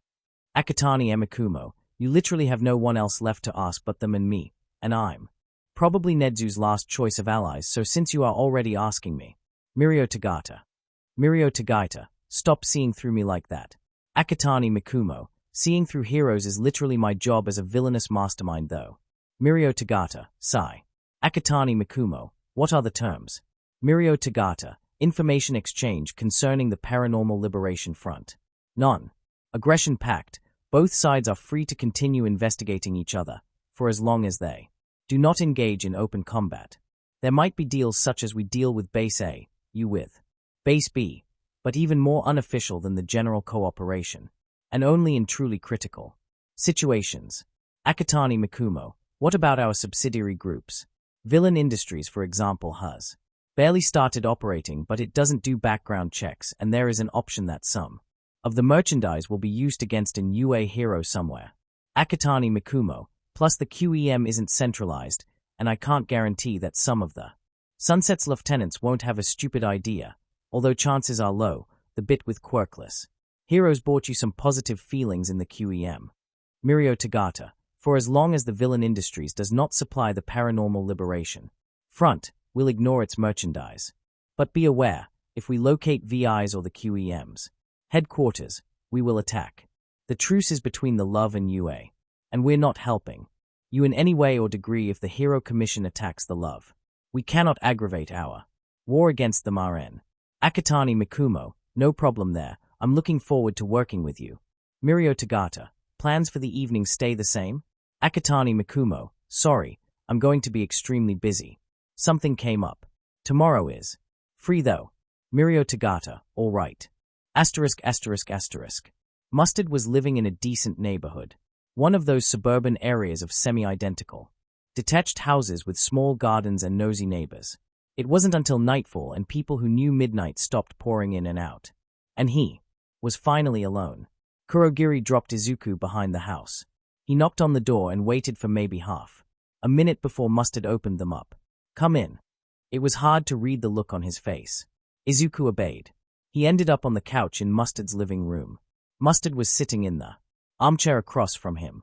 The place looked surprisingly normal and unassuming, despite it being Midnight's house. Izuku expected it to be somewhat lewder. Hard to say what he really expected. Something else, certainly. So, how are you doing? Izuku has no idea how to start that talk.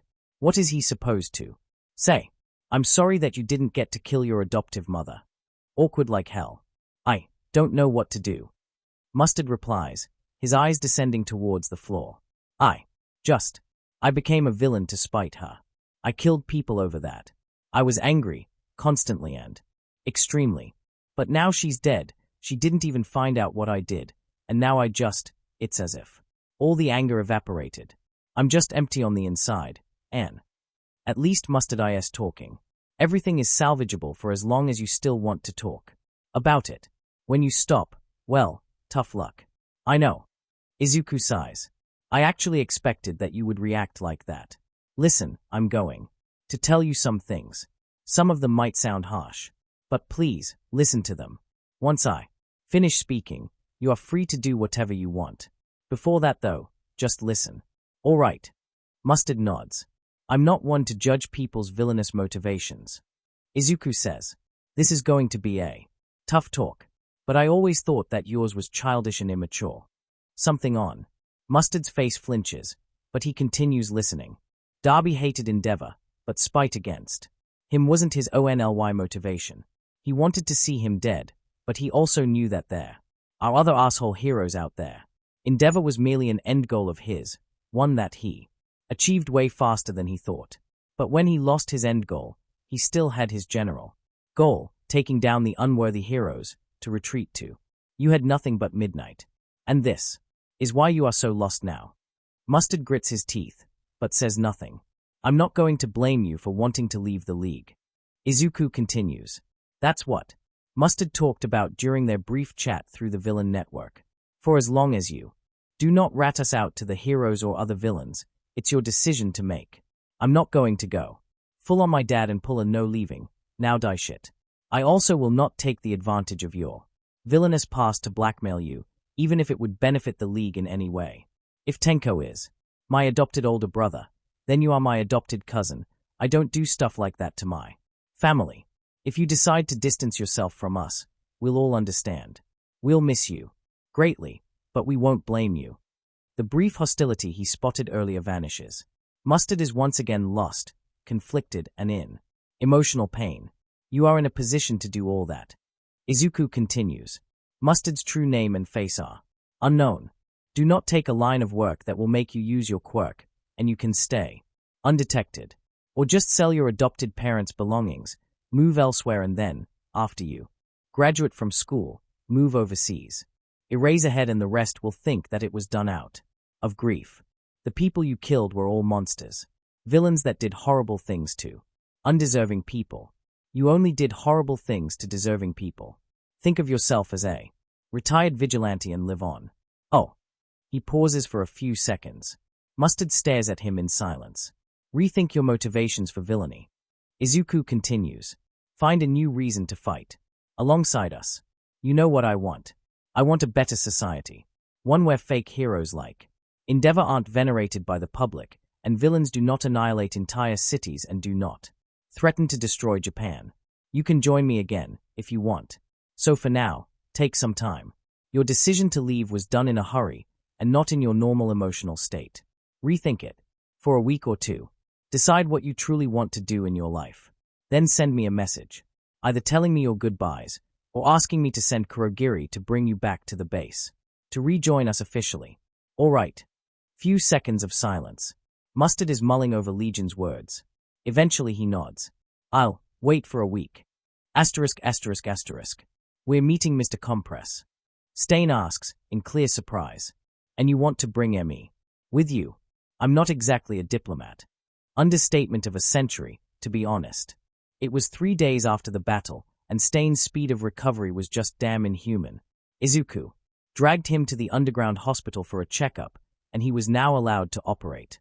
Normally, though advised against going extremely all-out for a while longer. I'm bringing you with me mostly because you are the only member of the League to be able to fight him in melee. Izuku replies with brutal honesty. You being a walking successful intimidation check might be useful. You don't have to talk at all. Just be there in case things went wrong. Mine's crew is in the living room with Izuku and his 2 uncles. Not because he is joining the mission, but because Izuku had a few words with him about what to do if it was a trap. The plan included Vanguard attacking the location with sunset. He still has his curiosity. Mr. Compress, is that dangerous? He asks. Izuku isn't surprised. Mr. Compress cultivated his image of a mostly harmless oddity to perfection. Didn't we already have that talk about my mom? Mine's crew flinches when the mention brings back bad memories. I didn't fully dissect his quirk, but I suspect that he is capable of compressing or otherwise storing objects on touch. The problem is that objects include humans and probably parts of them. They are listening intently, especially Stain. He never met Mr. Compress, after all, but knows that they are talking about an SS-rank villain. There are no weak supervillains. Legion is probably the weakest out of them all when it comes to fighting, but he can still insta-kill people on touch. Stain leaves nothing to chance. Mine's crew listens to, in case he had to lead a rescue operation. So one-touch KO, like you, but less bloody. Mine's crew summarizes. Izuku shakes his head. Not quite. He adds. He trained his quirk to perfection. I don't think he needs to directly touch you. He can probably store an entire area of space for as long as his hands are in contact with said area. That's my theory, but I think that this isn't instantaneous, unlike direct touch, so he prefers to avoid doing that. So, if you see something weird happening to space around you, jump out of the affected area immediately. Stain and Hitoshi nod scarcely. Kurogiri stays unreadable. And don't get manipulated by him. Izuku adds. He is an expert in appearing like a harmless loony. He is pretty much a street magician turned melee master. He excels in one-on-one combat, since he can use his assortment of parlor tricks to manipulate your perception. If we start fighting, expect him to make nonsensical and bombastic movements that are supposed to draw your attention from what he is truly doing. Be extremely wary of openings, because most of them will be a trap. When Yoromusha cornered him 2 years ago, He somehow managed to steal his sword from his hands, with the hero failing to. Notice how he did that. He is no pushover. He keeps talking for a few more minutes, before the time comes and Kurogiri teleports to the designated coordinates. ****. Izuku almost chokes on air when the warp ends and he sees where they are now. He recognizes the look beyond the window and the massive room he is in. If not for Mr. Compress in front of them, he would immediately shout to Kurogiri for a warp out, thinking that it was a trap. You are absolutely insane. Izuku finally settles on saying. Kurogiri and Stain appear, surprised by his reaction. Mr. Compress is hidden behind the mask and so is an unfamiliar person next to him. Gentle appears to be on the verge of laughing. You set up a meeting in Endeavor's office. Stain has a look of genuine surprise on his face, an extremely rare feat Kurogiri is. Unreadable as always. He doesn't need it anymore, doesn't he? Mr. Compress says, before laughing loudly. We've decided to invite ourselves as La Brava found a nice backdoor into the agency's systems. Enough to keep us hidden for 30 minutes. Setting a time limit on the meeting should keep useless words to a minimum. So, unless you have a different idea, should we proceed? Was Mr. Compress trying to set up the pecking order with this stunt? Probably not. Knowing him and his approach to unworthy heroes, oddly similar to Stain, all things considered, he probably considered it a form of practical joke. Fine. Izuku decides to go along with this madness. The Paranormal Liberation Front is a threat to us all. I want to rule the underworld. You want to continue the peerless thieves' tradition of stealing from heroes unworthy of the title and people unworthy of their wealth. Neither of this is achievable if the PLF wins and burns Japan to the ground. How much of a threat they truly are? Mr. Compress asks. Izuku sometimes forgets that not everyone in the underworld is as knowledgeable as he is. Being his father's son and student has its great benefits. An existential one. Izuku replies honestly. Situation is bad enough that I had someone from Nedzu's inner circle approach me about a truce and alliance against the PLF. Gentle's face shifts slightly. It's a surprise, but also a slight fear. Others are unreadable, but Mr. Compress body language seems shaken. Slightly. But it might be staged. It probably is. They have no less than 5,000 soldiers from the former QLF, Izuku continues. Unknown number of quirk-suppressing warheads created by Overhaul, and no less than 100 Numas of Dr. Yujiko. Numas, for the record, are bioengineered and unfailingly obedient former humans granted multiple quirks through some really fucked up science. During the training camp war, the PLF also deployed 10 high-end Numas, each armed with a particularly powerful quirk combination, and with some intellect left. 5 of those were enough to put all might on the death's door, and as a general analysis goes, each is an equivalent of a supervillain or a top 10 hero. Gentle is terrified. He is extremely expressive and honest about things like that. There is a high chance that Compress brought him to telegraph the honest thoughts of the levelers in general, while keeping the more subtle thoughts of Compress himself obfuscated. That's something that Compress would certainly do. The other masked person is moving their face between Legion and Mr. Compress, visibly nervous. Mr. Compress appears to be the calmest of the bunch. That's certainly an existential threat. Peerless Thiefsair finally replies. And I think we can all agree with your analysis of the results of the PLF's victory and their influence on our long-term plans. A quick question. Why do you think that I won't decide that PLF will win and try to throw my lots with them, my dear Legion? Stain freezes a bit. Legion is much calmer. Mr. Compress is just testing them. Because Overhaul kept the adoptive daughter of Mischief in a dungeon for years, repeatedly, bleeding her to death and resurrecting her with his quirk. Legion replies. Occasionally also, killing her for some minor mistakes and then bringing her back. She was 4 years old when this started, and now Overhaul wants her back to start everything anew. And you, my dear Mr. Compress, are an honorable thief and not a psychopathic monster. Silence in the office. Mr. Compress is the one to break it. That's an extremely valid reason not to join them, I admit.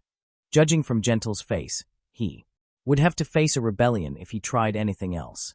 Very well, I'm interested in working together against them. Then, what are the terms? You can say a lot of things about Mr. Compress, but not that he lacks morals.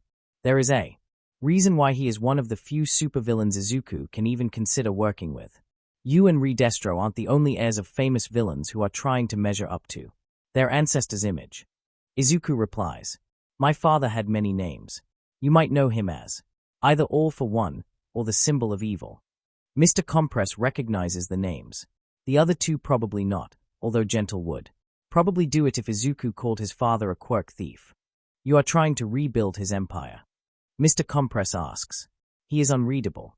Izuku is certain that he isn't the only person who has serious issues with his dad's legend.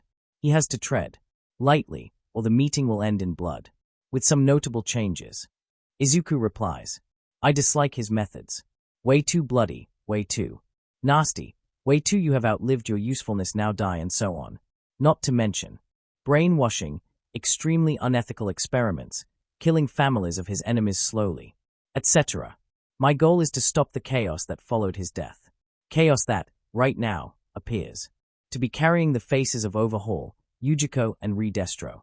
Rebuilding his empire appears to be the only option to do that without worsening the situation further, at least for a villain. All for One's son working alongside the UA." Mr. Compress comments and his head tilts a bit. He is probably staring quizzically through it. Now that's a twist I didn't see coming. Would make for a great theater play with a good director. Heh. He pauses for a few seconds. So, what's that new empire going to look like?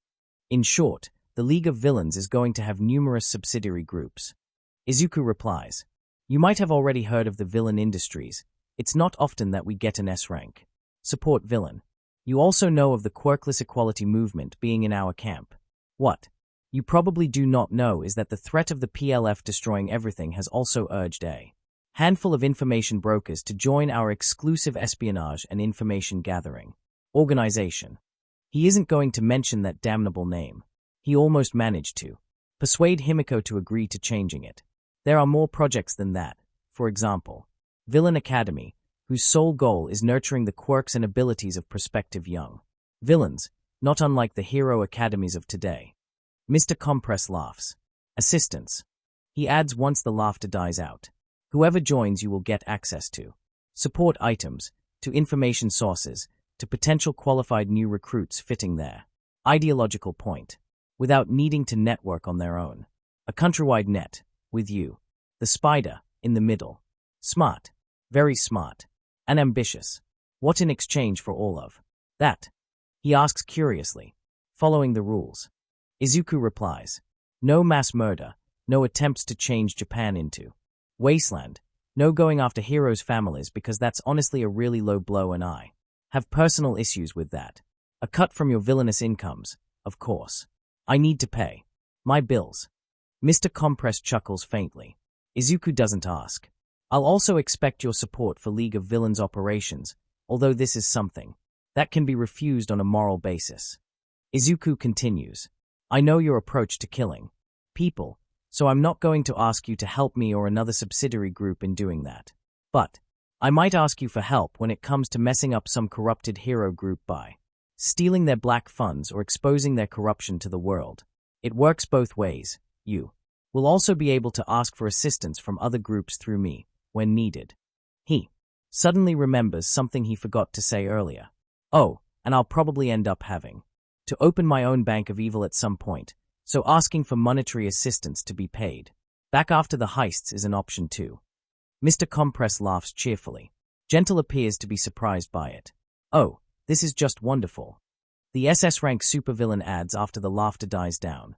"The UA, the greatest force of good in this country, is helping you reconstruct your father's empire, merely a few years after All Might killed him. And you, a villain, the son of the most evil man in the history of Japan if not the world, are seeking to curb the chaos and stop people from killing families of heroes and committing mass murders. Oh, this is hilarious. You know what? I love this. This is theater play, a book, a trilogy of movies. Material." He laughs again. Izuku is almost certain that it's a prologue to an agreement. Almost. He calls for reflex boost. "Just in case. I can't order around the levelers." Mr. Compress adds after a few seconds, suddenly calm. "I'm their leader, yes. But I'm not going to make such a change without asking what they think about it. But let's make a deal. I'll tell them that this idea is wonderful, and in exchange there'll be a time when I'll get to write down your history. When you'll let me stage a play about your rise to power. When you'll let me make a series of films about it. I'll make a cameo in it. No one's going to recognize me under the mask.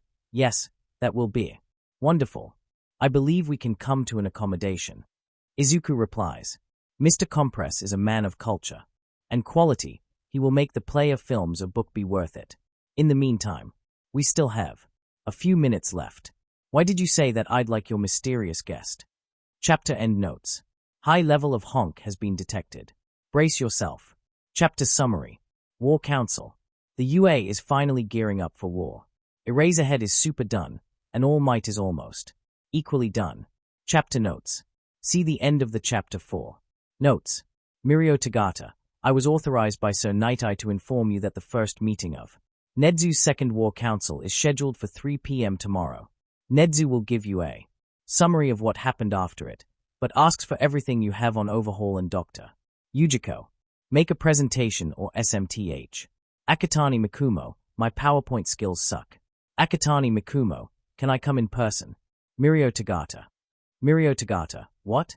Akatani Mikumo, can I come to the War Council meeting in person? I will be able to answer questions. Mirio Tagata, we're inviting most UA-aligned top 15 heroes, plus representatives from the potential allied groups. You'll be in the room full of heroes, or at least you would be if not for the fact that I'd arrest you before entering it. Akatani Mikumo, think of all the autographs I might be able to get. Mirio Tagata. Akatani Mikumo, okay. Akatani Mikumo, jokes aside. Akatani Mikumo, I'll come as Akatani Mikumo, Legion's representative. And I've recently met some lovely person with a wonderful quirk that'll make me basically impossible to arrest for the duration of the meeting. So you'll have an explanation for not arresting me. Mirio Tagata. Mirio Tagata, I can relay your words to Nedzu and Sir Night-Eye, but we'll need to know the quirk in question if you want to have even the tiniest chance of them accepting this madness. Akatani Mikumo, sure. Akatani Mikumo, the quirk in question can clone an individual, imbuing the clone with a perfect copy of memories, personality, and skills of the original. Copies are rather squishy and can't use their quirks, but when destroyed their additional memories are copied back to the original, regardless of the distance. Okay, so he did lie about not being able to use the quirks, but he was a villain. He had to keep some things hidden just in case. Besides, that was a secret of the levelers, not his own.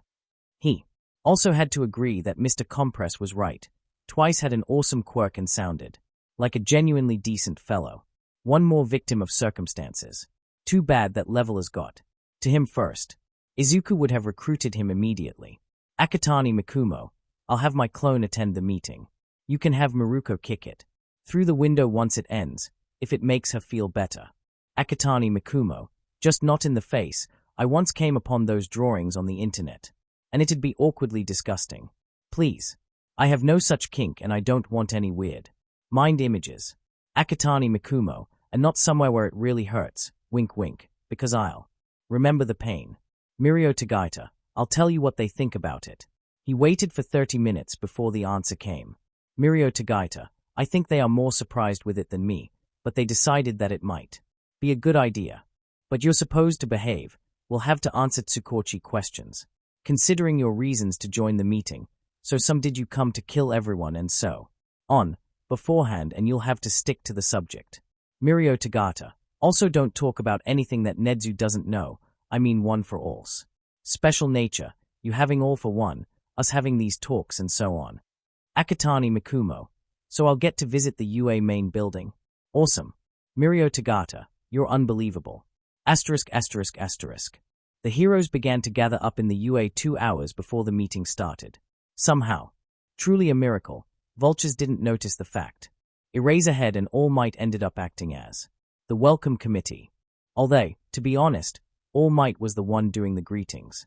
Eraserhead was just standing there, menacingly. He is good at standing there, menacingly.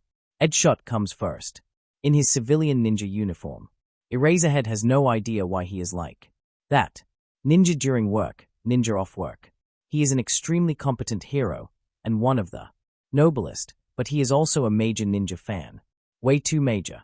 Then comes Crust, straight from the Northern Battle Group, as painfully enthusiastic as all. Might. Eraserhead is surprised he didn't straight up ask the number one hero for an autograph, despite having like 20 of those already. Best Genist somehow decided to not come fashionably late, and instead comes ahead of time, wearing his standard clothes. One day Eraserhead will see what that man's chin looks like, but it's clearly not this day. Miruko and Gang Orca arrive together, which certainly isn't a coincidence. Gang Orca can't exactly make himself vanish within the crowd, but at least Miruko donned some form of casual clothes, cut to hide her rabbit features. Eraserhead understands. Ms. Joke comes alone, wearing her typical bandana and an irritatingly wide smile. All Might, how lovely to see you, she announces. All Might smiles back. Aizawa, Mary. Meh. No, he states flatly. They are underground heroes. They keep their lives secret.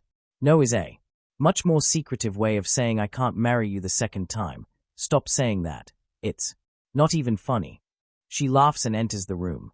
Eraserhead doesn't question his previous life choices, but gets pretty close to doing that.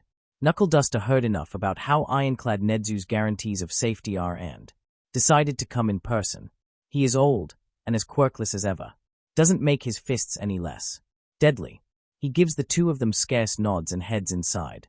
They are about to head inside themselves when they see Lemillion walking towards them, with some unfamiliar kid, wearing a brown hoodie and with multicolored hair. He is carrying a notebook and has an All Might-themed backpack. Ages 16 to 17 years old, if Eraserhead judges it correctly. One last invitee, Lemillion announces. On his face, a complicated mix of emotions.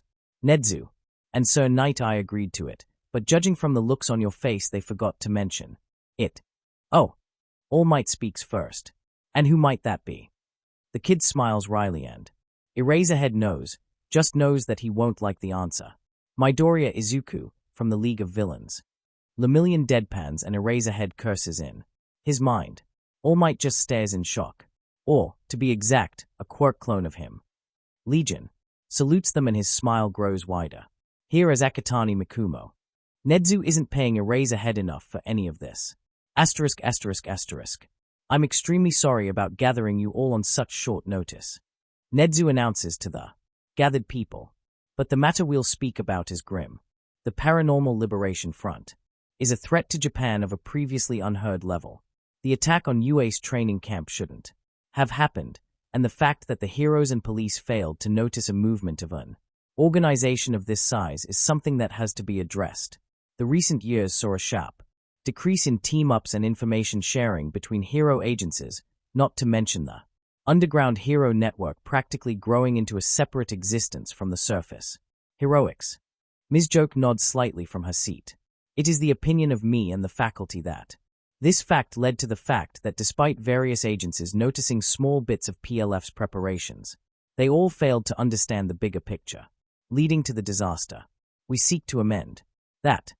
If there is one positive side of building your organization on the basis of a school, it's the abundance of halls that you can easily and quickly empty.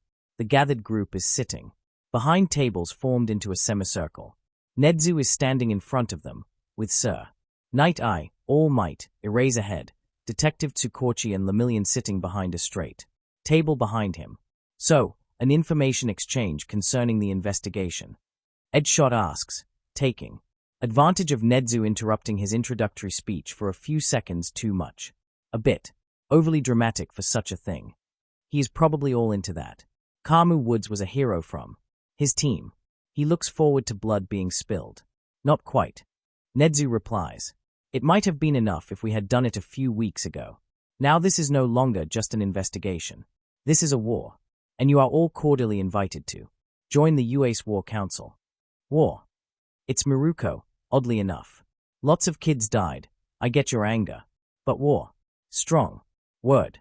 I'm afraid that the full extent of the threat posed by the Paranormal Liberation Front remains hidden from the public, and even from the majority of the heroes. Nedzu replies calmly. HPSC is officially doing it to stop people from panicking, but I respectfully disagree with that policy. Everyone can see that there is nothing respectful in his disagreement.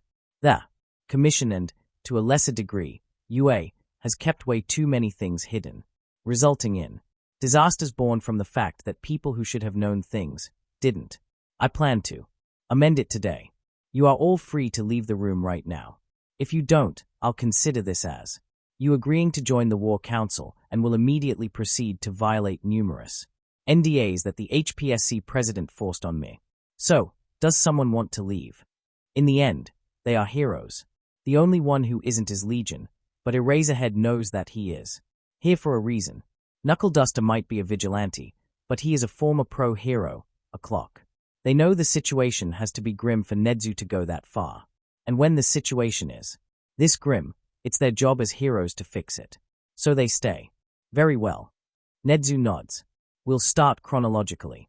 This is the second iteration of such a War Council. The first one was established 21 years ago around me and All Might.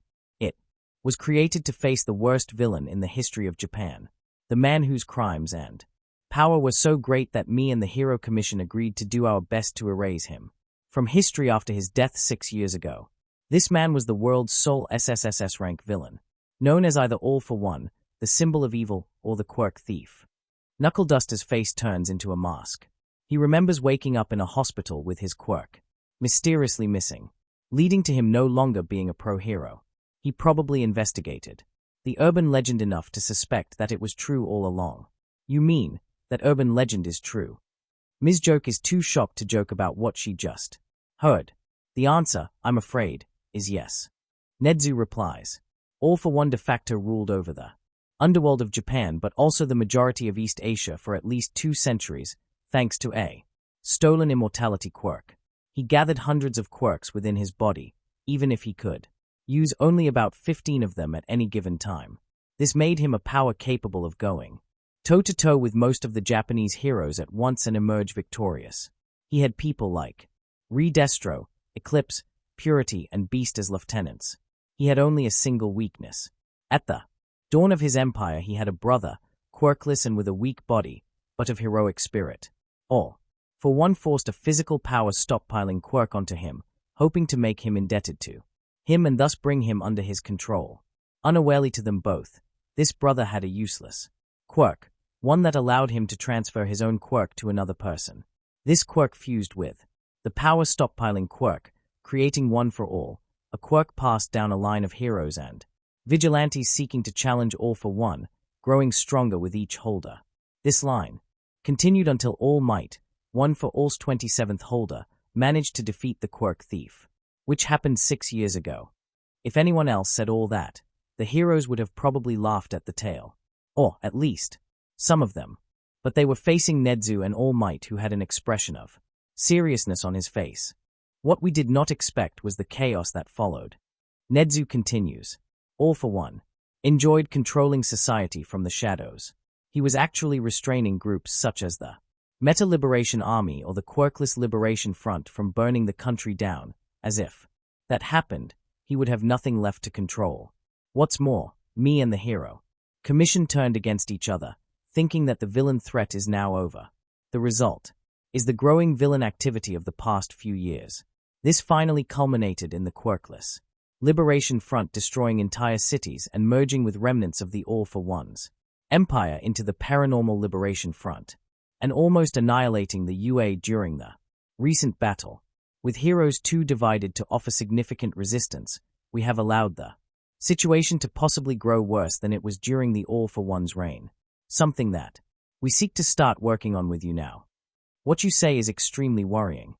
Best Genist speaks first, maybe a second before Edshot could. Crust seems both hyped out and worried in equal measures.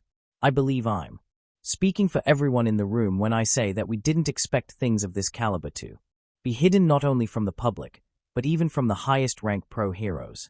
I also believe that we can all understand how easily this policy would allow the situation to worsen, especially with the sharp drop in hero team-ups during the past years. Changing that is certainly a good idea. Edshot nodded. Those two didn't exactly like each other, mostly for personal reasons. Best Genist, in the end, didn't say anything groundbreaking, but he did voice support, and this was something that certainly set the mood. Fair. Ms. Joke comments. Quick question before we proceed, because curiosity is killing. Meh. Who are the two kids in the room? Not to discount them on the basis of young age, I'm mostly just curious. Two kids, so Lemillion and Legion. Eraserhead wondered who was going to bring that up. First, the kid sitting next to Sir Night Eye is Mirio Tagata. Nedzu replies.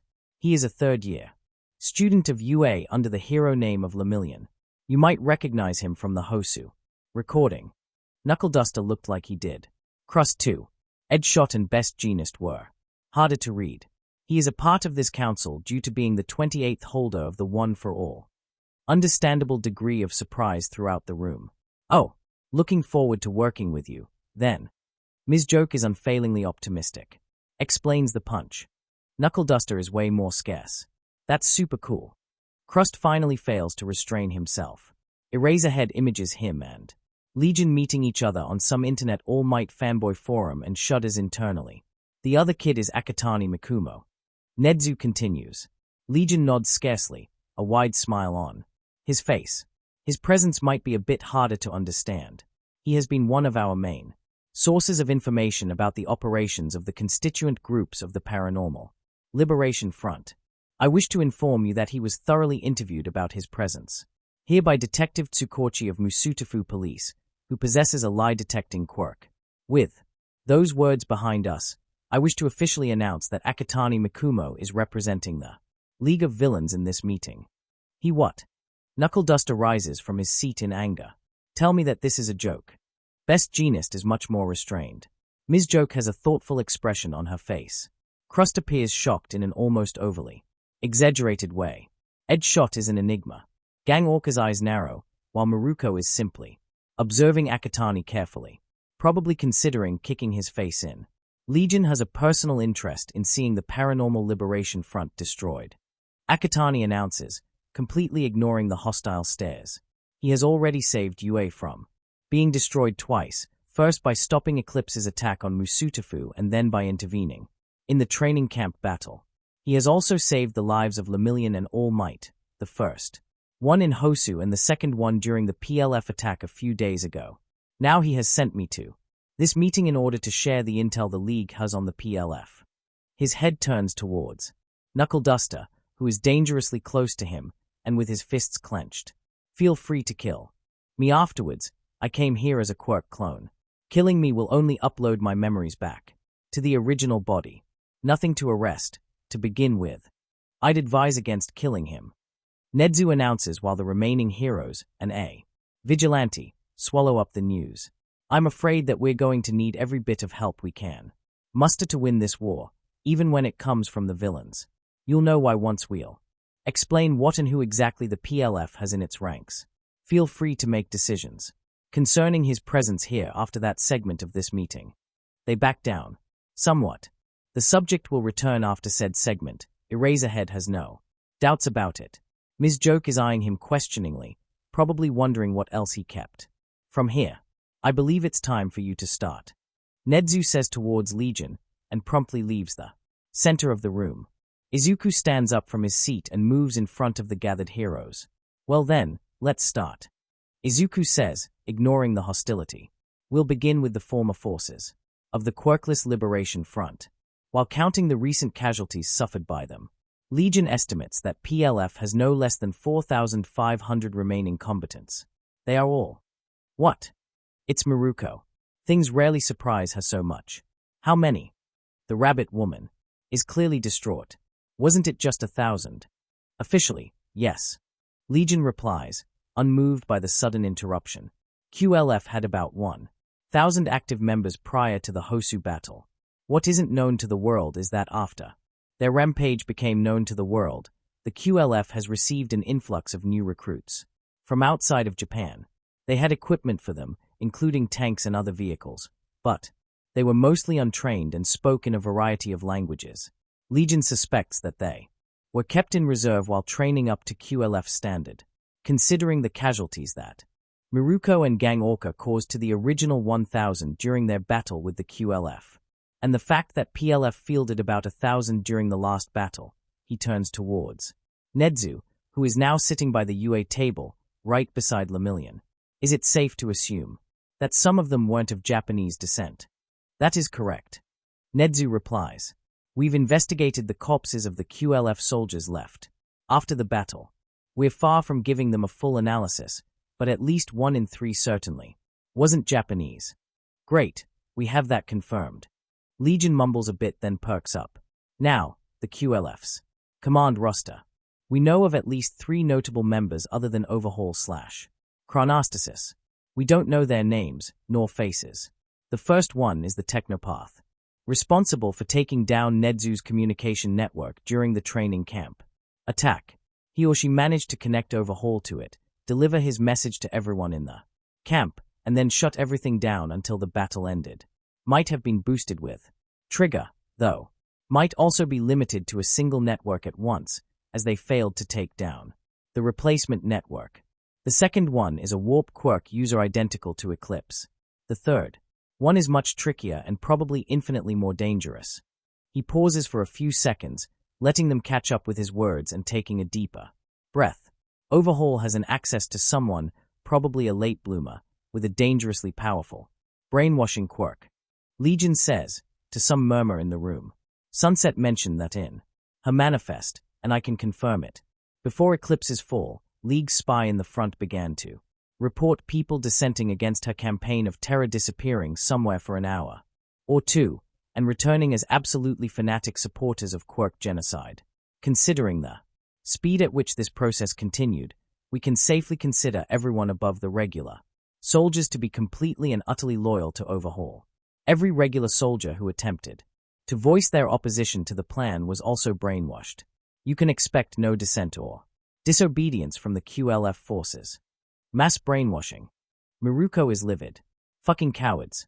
To their own people. She voiced the general opinion on the issue in question. It gets worse. Legion announces and nods towards Nedzu. A single move of his finger and Legion is accompanied by holograms of 2 people. One with a white hair forming an arrow in front of him and a gas mask, and one with black hair and bird mask. They are slowly rotating to let everyone see it. These 2 people are Overhaul, an SSS rank villain and the current co-leader of the Paranormal Liberation Front. Legion continues. The black hair one is his original look. The other one is how he looks currently. I'll explain the difference in a minute. Overhaul is a former boss of a small-time yakuza group known as Shai Hasekai. He has overthrew the former boss, who was his adoptive father, and put him into permanent coma until his death. He infected this group with a rather particular ideology. According to him, quirks are a disease upon mankind that he vowed to heal. Wow, what a load of bullshit. Miruko, as always, is frank. But I can see how that got him to join the QLF. Load of bullshit, yes. Legion agrees with her. Unfortunately, Overhaul turned out to be one of the greatest geniuses in the history of quirk sciences, one to not only equal but probably surpass those gathered on the Island. Quirk-suppressing gas is based on a diluted and imperfect drug created by him as part of his research. His original goal was creation of a drug capable of rendering people permanently quirkless, a feat that he actually succeeded in. Eraserhead expected shock, and he wasn't surprised. Then again, how else could one react to such an announcement? That's Edshot finally speaks. The parts of his face that Eraserhead can see are twisted. In horror. You're kidding. Miruko is frozen. I'd like to, but I'm not. Legion states flatly. The good news is that before he managed to mass-produce his wonder drug, Legion assaulted his lab together with Stain and Kurogiri. Legion killed the original Overhaul during that battle, while Stain managed to steal, or to be more precise, liberate the necessary component in production of the quirk-suppressing and quirk-erasing bullets. Gas is a later development, and a proof that Overhaul regained the ability to produce the weakened version of his drug in amounts previously unheard of. Legion doesn't know how that happened. Thus far we've seen no proof of him also possessing the full quirk-erasing drug, but unless he is killed quickly, is almost guaranteed to eventually achieve it. I'm going to add, Nedzu says from his seat, that the Hero Commission is fully aware of this situation. It is the reason why Overhaul was immediately deemed an SSS rank villain, after we become aware that he is still active. David Shield received a hard drive from Overhaul computer in his laboratory, thanks to Legion's generosity, and is currently working on an antidote to the quirk-erasing drug. However, even the most optimistic estimate is that we're years behind Overhaul. HPSC decided to hide the prospect of quirk erasure gas from the public to avoid panic. He sneers mockingly. Mr. Mikumo, do you wish to narrate the details of Overhaul's research, or should we leave it to Sir Night-Eye? Legion is all right with sharing the stage. Sir Night-Eye quickly narrates Overhaul's discovery about the way to affect quirks with pharmaceuticals, the prospects that this research offer for the next several decades, and the part of how Overhaul created a backup of himself in the form of quirk transplant, together with his memories and personality, to the body of his closest lieutenant, Chronostasis. Shit. Knuckleduster comments when he finishes. It's like something from a horror movie. I'm sorry to ask, but what is this necessary component you mentioned earlier? Ms. Joke asks Midoriya. Eraserhead is faintly happy. It's a good question that he thinks that he actually asked during his first meeting with Legion. Blood of a 4-year-old girl that Overhaul kept locked in his basement and repeatedly drained to death before resurrecting her with his quirk. Legion doesn't want to play nice this time. This elicits a lot of shocked gasps in the room. She was freed from his lab by Stain, and later adopted by Legion's mother. He kept her hidden from the world until the training camp battle, when he was forced to ask her to use her healing quirk to save All Might's life. Overhaul certainly knows she is out there and wants her back, but her protection is something that the League will do on its own. Now I really want to cave his face in. Miruko announces. Even Best Jeanist doesn't complain about it. Midoriya proceeds to detail the exact workings of Overhaul's quirk, including parts as lovely as its ability to assimilate bodies of others, changing Overhaul into a hulking abomination, capable of using multiple quirks. He also mentions the possibility that the QLF's brainwasher is actually Overhaul, who is doing that through some detailed brain surgery, although he cites this as unlikely. He also mentions David Shield's theory about Overhaul's failing body. Now we move on to the second major component of the PLF's forces. Legion announces, before nodding towards Nedzu. The holograph changes to a small, bald man with a massive mustache. This is Dr. Kyudai Garaki, known to the world as Dr. Daruma Yujiko. Although the latter is an alias that he uses while dealing with the PLF. He is one of the closest co-workers of All for One and, I'm afraid, a brain to match Overhaul's. Another crazy scientist. Miruko decides to comment on that. They should vet candidates better. Eraserhead chuckles, without making it visible to the world. But he is sure that MS Joke noticed. She always does. He actually worked with the League for a while as an independent subcontractor. Legion admits, surprising Eraserhead, and a lot of other people. Legion attempted to locate him in order to either eliminate him or rat him out to the heroes, but he is extremely cowardly. He will never show in person to any meeting, instead hiding behind a very well-secured internet connection. He is a carrier of an immortality quirk and is no less than 120 years old. More than that, he is the original proponent of the quirk singularity theory. During the All for One's reign, he shifted from one hospital to another as a highly competent specialist in quirk healthcare, informing his master about interesting quirks to add to his collection. He latched onto the League for a while, but deemed it too bloodless and civil for his taste, and threw his lots with Overhaul. I can assure you that Legion was completely surprised by this development. Miruko wants to comment on that, but Detective Tsukochi is first. He spoke what he genuinely believes to be true. Detective says, and Miruko backs down. Rare feat. His greatest creation are the Numas. Another switch of the hologram, this time to two vastly different but still hulking beasts with exposed brains. Those are the first generation Numas.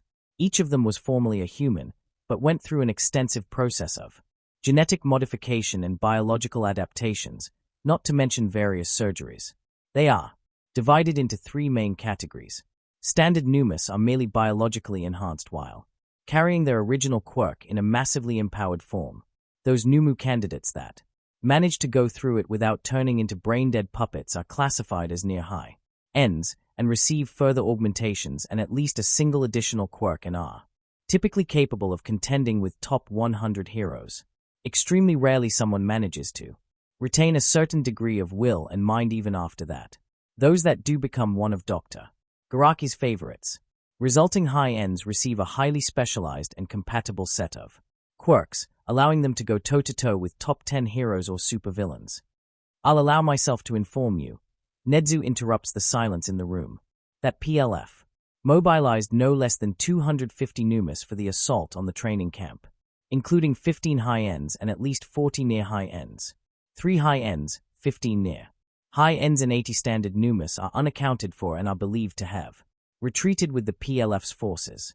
Majority of Numu casualties can be attributed to either All Might or Zealot's last stand, during which he briefly reached the All Might's level of physical strength. Students and other heroes were way less successful in their battles against Numas. Stain almost died taking down a single high-end. The silence after that announcement becomes deafening rather quickly. And I'll add that Legion never condoned the first-generation Numas. Legion decides to interrupt it. This was the main reason why he attempted to locate and eliminate Dr. Garaki. In the meantime, he tried to persuade him to move to slightly less maniacally evil second-gen Numas. Hellhound from the USJ attack and the Numas deployed by the League in Hosu are constructed on the foundation of quirked animals which, unlike Principal Nedzu, didn't develop sentience. Nedzu freezes slightly. This is the first time he hears about it. Such animals lack higher brain functions, meaning that they have nothing to lose in that department during the augmentation process.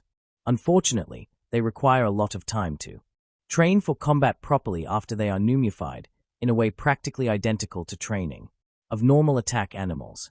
All but the high-end Hellhound are currently in the PLF's hands, but weren't deployed during the training camp battle.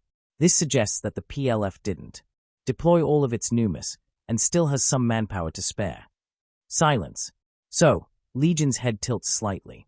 Do you still think that you don't need the League of Villains' help in this? Chapter end notes. Our Lady and Savior, the Angry Rabbit, is finally here. Still a loot of chapters before shipping might commence. Also, the next chapter has us take a closer look at the Villain Academy and introduced. My probably the most favorite OC in the entire series, the Angry Rabbit, is already here. Time for the timid rabbit to join the fray as well. This will be all for today. Next part coming soon, so please subscribe to get informed for next part.